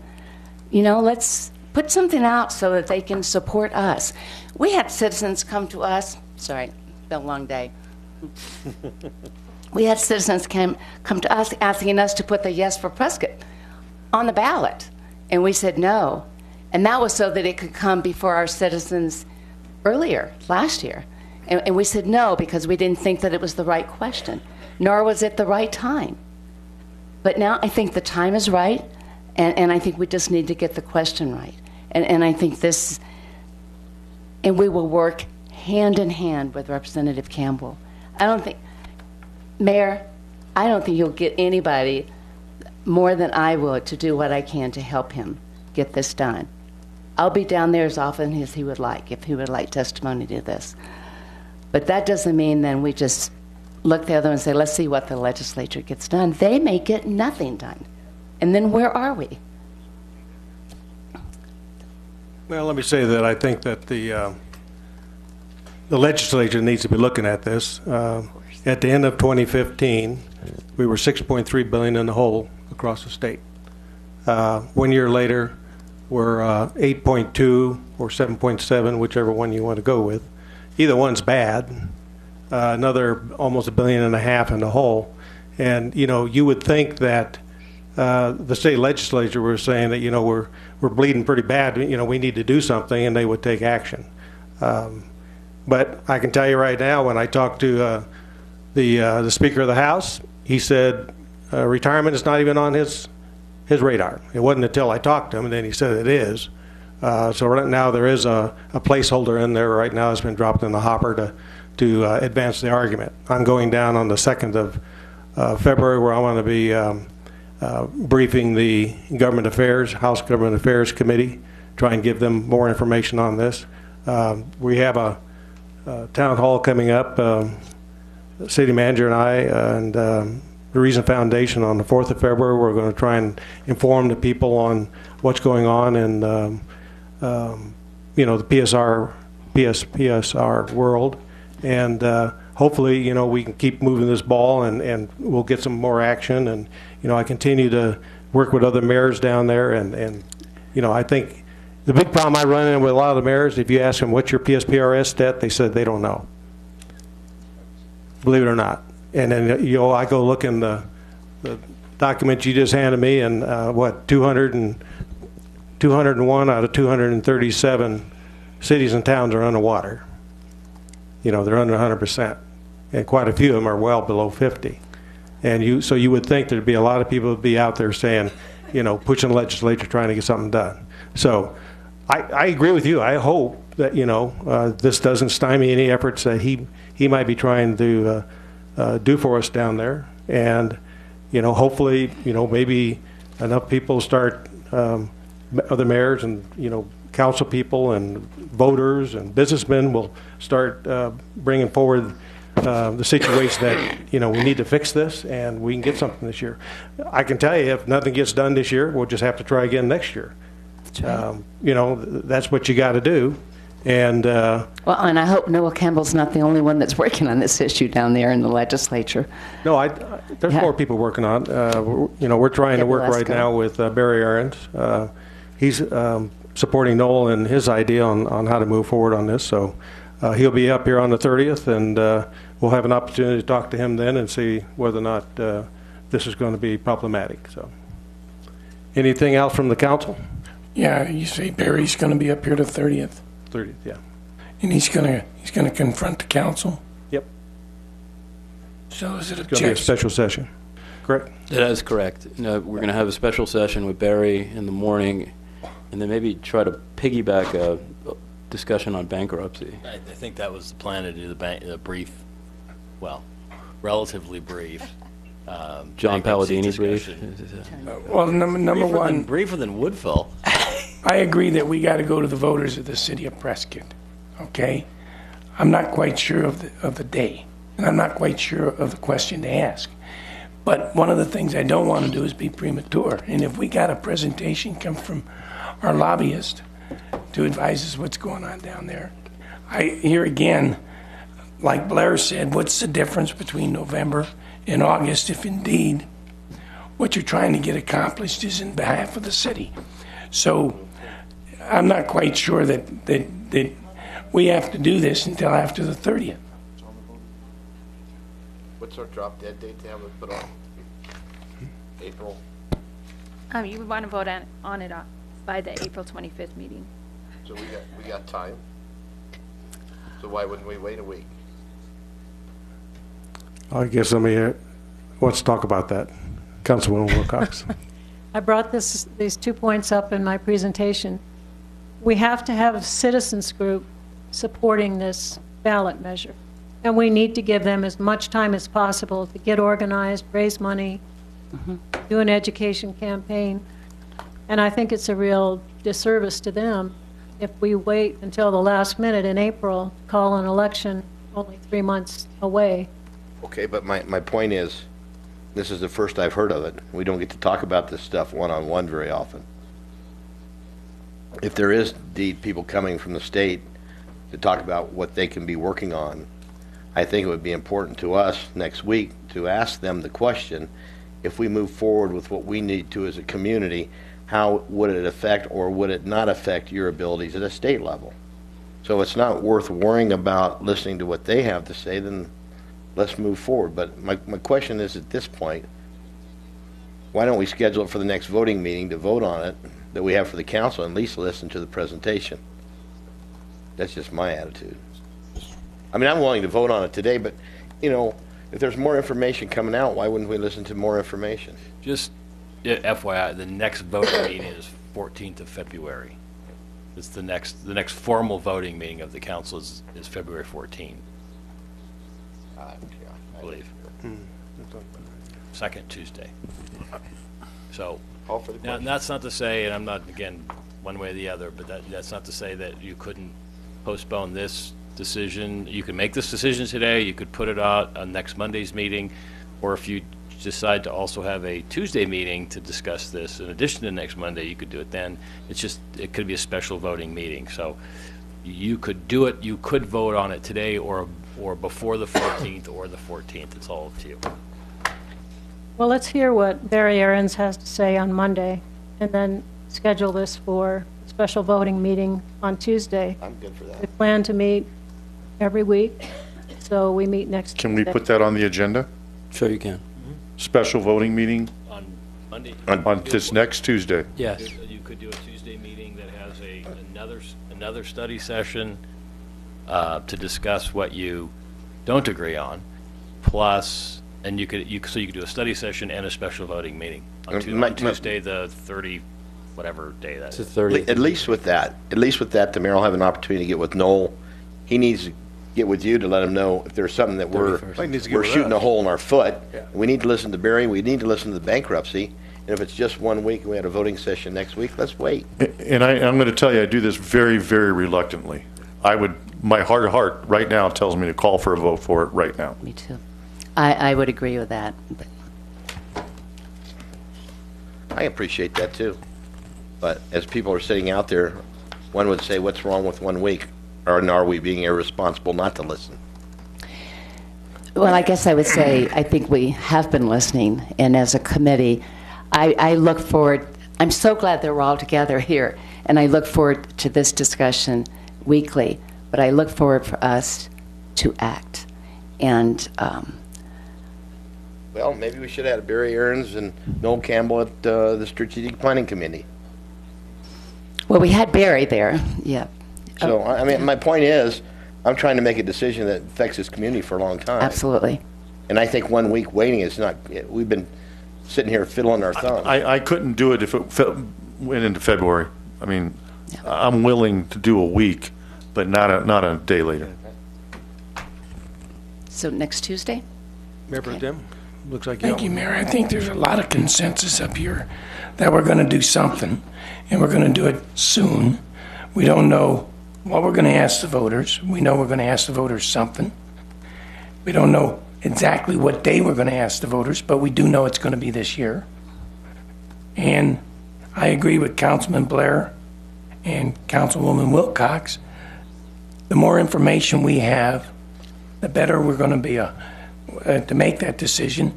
And waiting until Tuesday to hear from Barry is not objectionable to me. All right? It's not. We're paying him a lot of money. Let's use our money's worth. Well, and the other thing we can do is have him get with Noel Campbell. Maybe Noel Campbell can, send a letter if he can't actually be here. Well, there may be some input that helps us get something on the initiative that we take to the voters that makes sense too. I mean, it's not just going to develop here. I mean, there's things that could be brought up that give us a legitimate chance of getting something other than just us. Okay. Dana, I'm sorry, Mayor.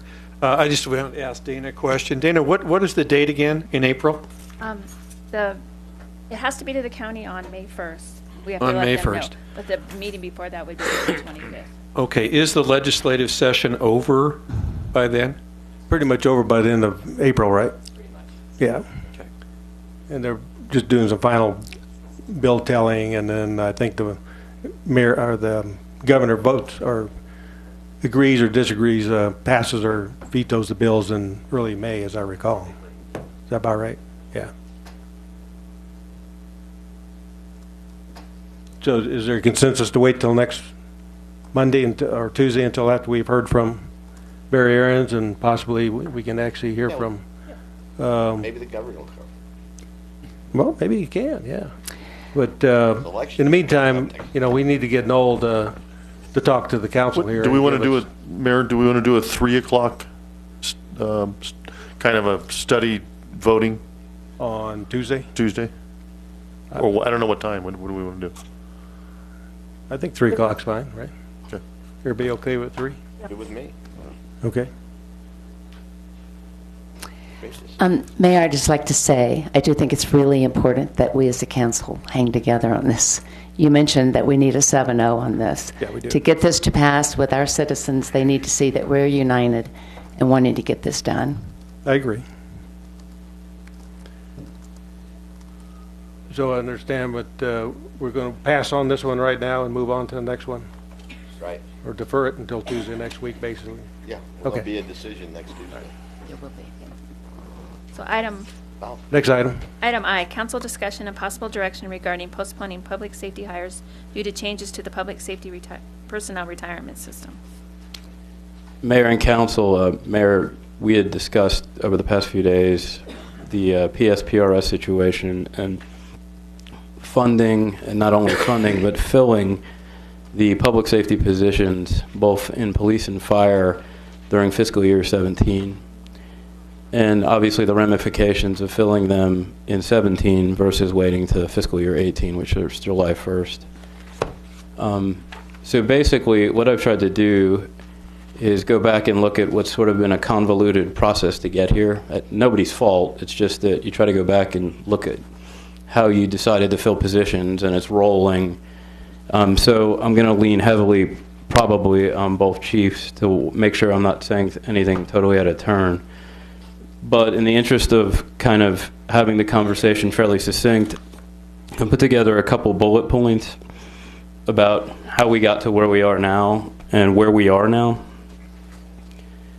Basically, what it is an overview of how we've filled pending vacant at the time, and frozen positions for both police and fire over the course of this year. And bullet point 1 that I have for you guys is all positions already filled and or pending were budgeted. And as an attachment, you'll see from FY17, both the fire department and the police department, a budget number of positions. And they were done to fill vacancies, pending vacancies at the time, or a whole new category that I had to think about, which is in the next 60 days, vacancies coming up. Chief Light, is that correct? That there's several people that are in the drop program that it's not a matter of if they have to drop, they have to drop. Is that? That's correct. Okay. I have one that has to punch out next week, Tuesday's his last day, and the final one is March. But if you roll that back with some allotted vacation time, that's probably February timeframe. And I've included them on the second page for your edification that says who's leaving and when they're leaving. Actually, the names have been taken out to protect the innocent and all that, but the positions are there nonetheless. And I think it's important that we understand that several things, that as of today, and Debbie, you can correct me if I'm wrong on this, according to Melissa, the PD is 100% covered in terms of law enforcement positions. Is that if you include the people that are in NARDA? Currently is that correct? in training, that's correct. That's correct. So what you had was 12 cop positions and 9 firefighter positions. The 9 firefighter positions were and are to be funded through a SAFER grant. And when you approve the SAFER grant, which is also included for your information, the deadline to actually have the people in the positions was February 8th. So in order to meet that deadline, contingency offers, for lack of a better term, and letters were sent out to 7 folks. Is that correct, Chief? That's correct. Right at the moment, when we garnered council approval in, I believe it was October, by council memo to accept the SAFER grant, that authorized 7 positions, and that was for the current vacancies that existed at that time, plus the 3 vacancies that have transitioned since that time. That's based upon the roll numbers, what we had on the rolls on August 12th upon notification of the award. So the 7 positions, SAFER was funded for 9. What that allows us to do is also absorb 2 more future positions, but it's based back upon the August 12th staffing levels that we had at that time. Which are included in your packet in terms of the total full-time equivalents. So again, like I said, Steve, it's convoluted and complicated about how we got to where we got. But we accepted a grant. That's exactly right. That had a time to it. And we can push the time frame back. We've found out, the chief has talked to them. The practical reality, though, is, as I've alluded to, these folks were supposed to start February 6th. Some of these folks have probably moved or have taken, there is the assumption that they're coming to work for us. So if you decide you want to delay them, that's beyond being a practical decision, that's also a decision about how you treat folks. I mean, not to be ugly, but that's just the reality of the circumstance. Can I ask a financial question? Yeah. Question becomes if they're hired before in a different program than after July 1. Mark Woodfield has quantified how much. Financially, individually, what is the difference? Mark, do you want to come up and talk about that? And I know you have a slide. I didn't mean to interrupt you, Steve. But I think everybody here needs to understand what the difference is in cost to the community. I don't know what that is. Well, and we did go through the actuarial report and take a look using a lot of assumptions.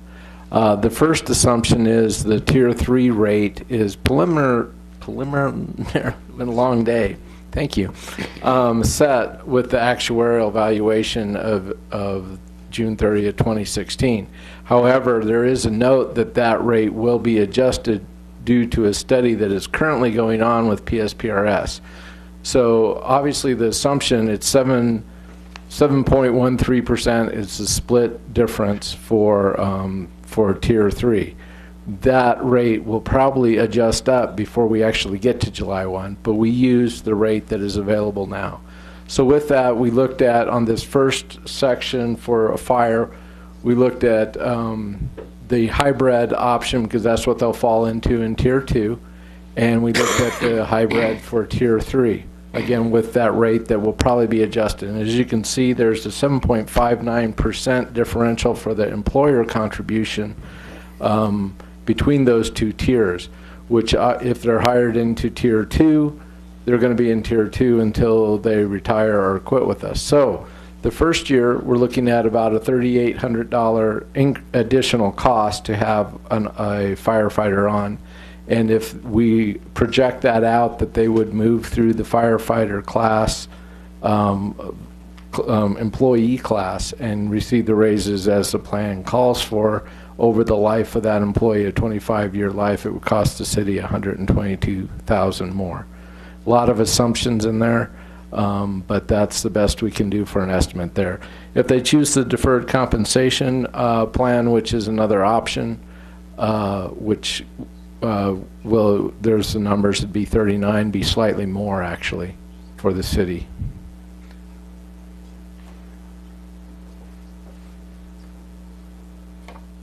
That's opposed to the Tier 3. That's correct. Yeah, that's comparing Tier 2 to Tier 3, because if they're hired before July 1, they'll be in Tier 2. If they're hired after July 1, they'll be in Tier 3. Dennis, you don't have any data in terms of when someone starts in fire services, the likelihood of them doing a 25-year stint is? Actually, by our current pension system, the majority wrap up at 25 to 28 years. But I mean, you do have some people that fall out of the system altogether. Yeah, some will opt and move out to the big city, so to speak. Others we retain here locally. One of the interesting points when we do the recruitment is much of the current hiree list are local folks that we would have an expectation that they would stay with us through the duration of that career. That said, there is a percentage that will probably get siphoned off. So why I bring this forward is we have these folks that are, in somewhat of a limbo. We also have, on the police side, we have 4 folks, is that correct, that are in NARDA, the police academy, that are already city employees, that are planning on being on the job as soon as NARDA completes in May. Or is that when classes finish? Graduation is May 25th. May 25th. So, I guess what I need is council direction about how you want to proceed. Do we keep on rocking and rolling like we are, even in light of what we're dealing with, which is these folks are going to cost more money? I mean, there's no doubt about that. Or do you back up on the police folks? Do you back up on the fire folks? Or do you not to back up at all? Councilman Lozelle. Thank you, Mayor. I'm trying to figure out the purpose of this discussion. Are we suggesting that we committed to hire and we're saying not yet, hold off, which in my mind is wrong. Secondly, I think we're discussing whether from your backup, you're trying to figure out if council ever gave direction, right, to not hire until June or July 1st. And it doesn't appear that it was ever a And I don't ever recall that. And it's, if we're getting to the bottom of it and saying that we made a mistake, we made a mistake. Okay, maybe we should have looked at this closer, but we didn't as a council. But to ask that we're not going to bring these men and women that were enticed to and spent a lot of money bringing them on board to serve our community and keep us safe, and just because they signed up in a system that is that's been the discussion for God knows how long, is not their fault. And it would be a slap in the face and totally disrespectful to those men and women. That's what my point is. Councilman Blair? I couldn't said it any better, Greg. From my standpoint, maybe I should have, as a council person, asked that very question that we saw now 6 months ago. Then we wouldn't be having this conversation. But nor did I understand the ramifications of it, just like I haven't totally understood the whole ramifications of PSPRS. But we made a promise, just like the menu item that we had on the board this afternoon about the cell tower and the water tank. We promised some people we wouldn't do anything but have a water tank. Well, we promised these people they'd have a job, and frankly, I can't turn that back. Councilwoman Wilcox.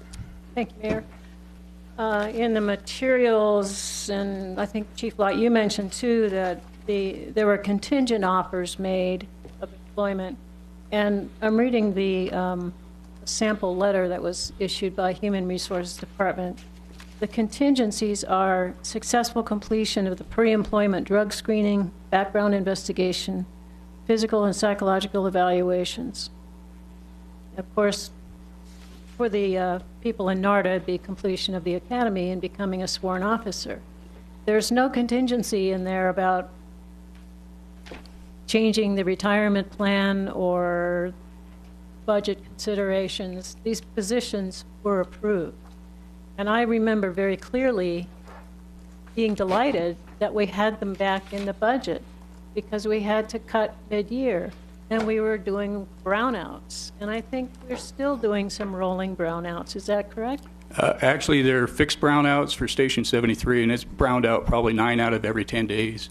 Because the other indicator to this that makes it a challenge and somewhat of a moving target is we're also down 2 full-time equivalents, one on extended military service for another 16 weeks. We also have one on an extended disability as he's recovering from an on-duty injury. So that's magnified now. In addition to the 7, you had those 2.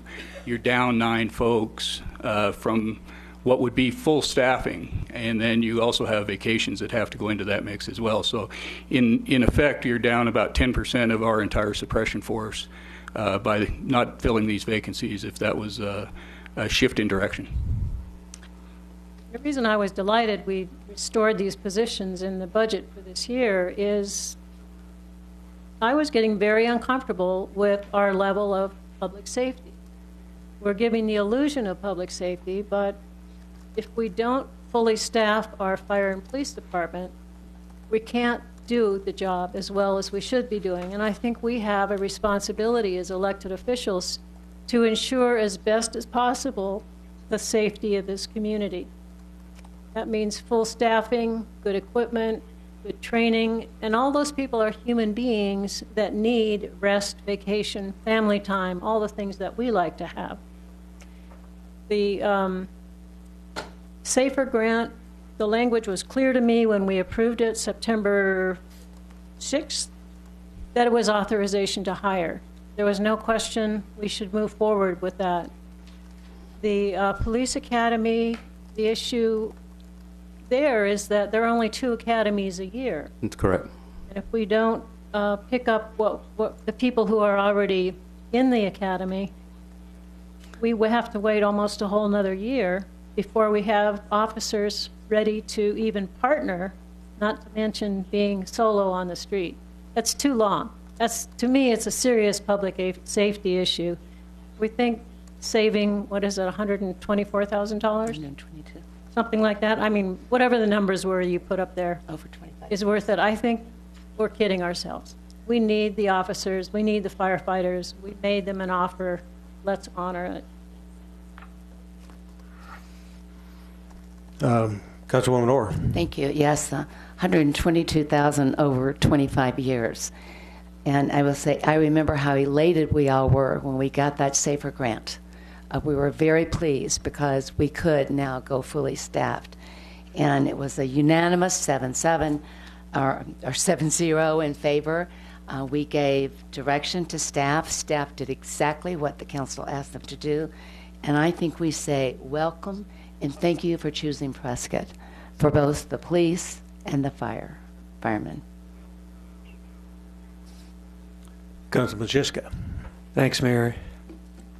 So let's just say, what if? What if Tier 3 was not starting until July 1st of 2018? Would we be having this conversation? Would we be saying, wow, we can't really hire anybody until Tier 3 starts? So all of a sudden, it's not just a few months, it's a year and a few months.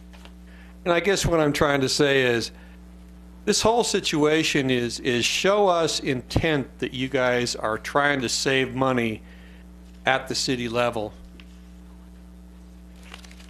And yes, we are trying to save money at the city level, but do we do it at the peril of public safety? And from my standpoint, the intent is to take good care of the folks in Prescott and to fully staff police and fire.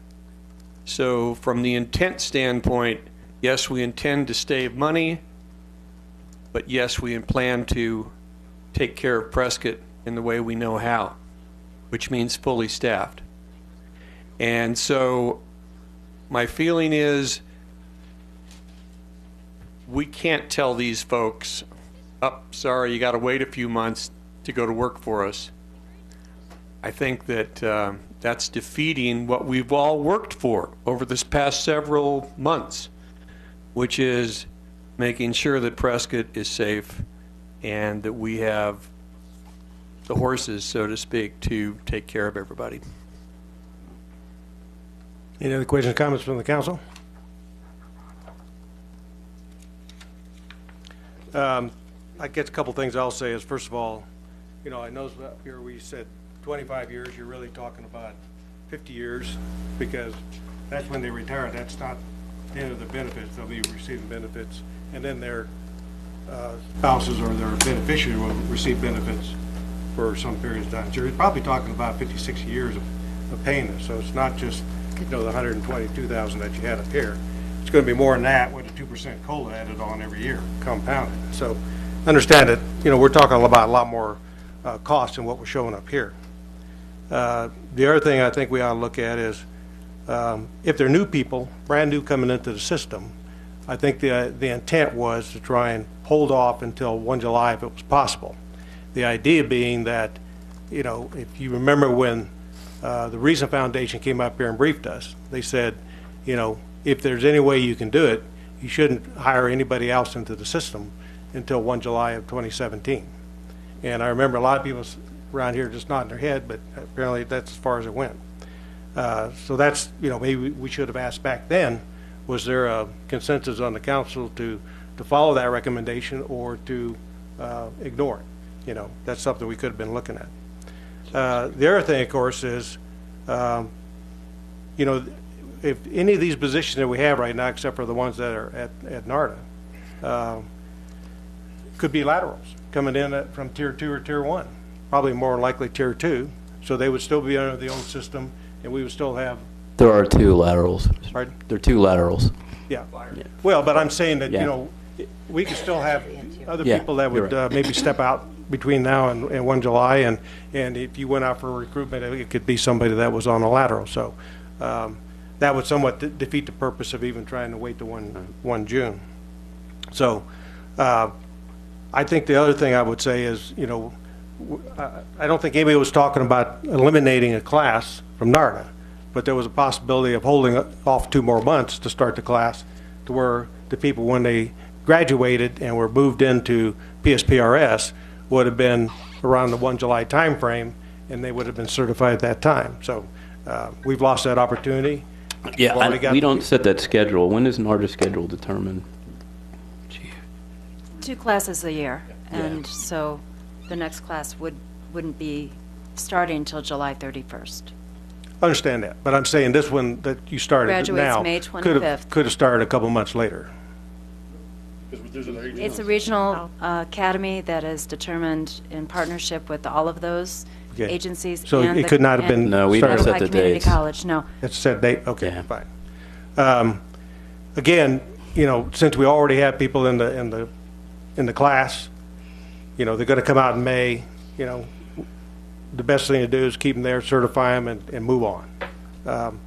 As far as the fire department, you know, I think it's too late now. If you've already given them conditional hiring, if you've already have these people possibly leaving their jobs, given notification of wherever they are currently working, you know, it's kind of a fait accompli. We just need to move forward. Yes, sir. That would be the expectation at this point in time. First off, the medical and the psychological evals have already come back and cleared.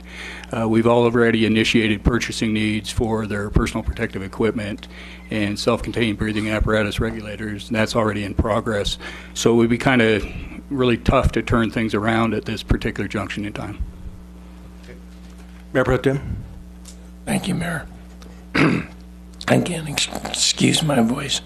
I agree with everything you just said. I remember sitting here, hearing from the Reason Foundation. I remember the July 1 deal. However, there was never any clear direction given. And I do believe from that perspective, when we accepted the SAFER grant, and because of the presentations from the various chiefs, that that time city manager did what he thought was in the best interest of the citizens of Prescott. And we moved forward, and I agree with you 100%. Let's move forward and get off this one. And we won't do that one again. Any other comments from the council? Thank you. I think I have some direction. Appreciate it. Okay. No action would be To proceed just to proceed as we are proceeding. as you budgeted and can as you read the approved. tea leaves in. Yeah. Doesn't need it. He's already got the direction. I can sort of get it. Thank you. Okay. Thank you. It's been a long day. We've been at this since 1 o'clock, and I think we got quite a bit accomplished today.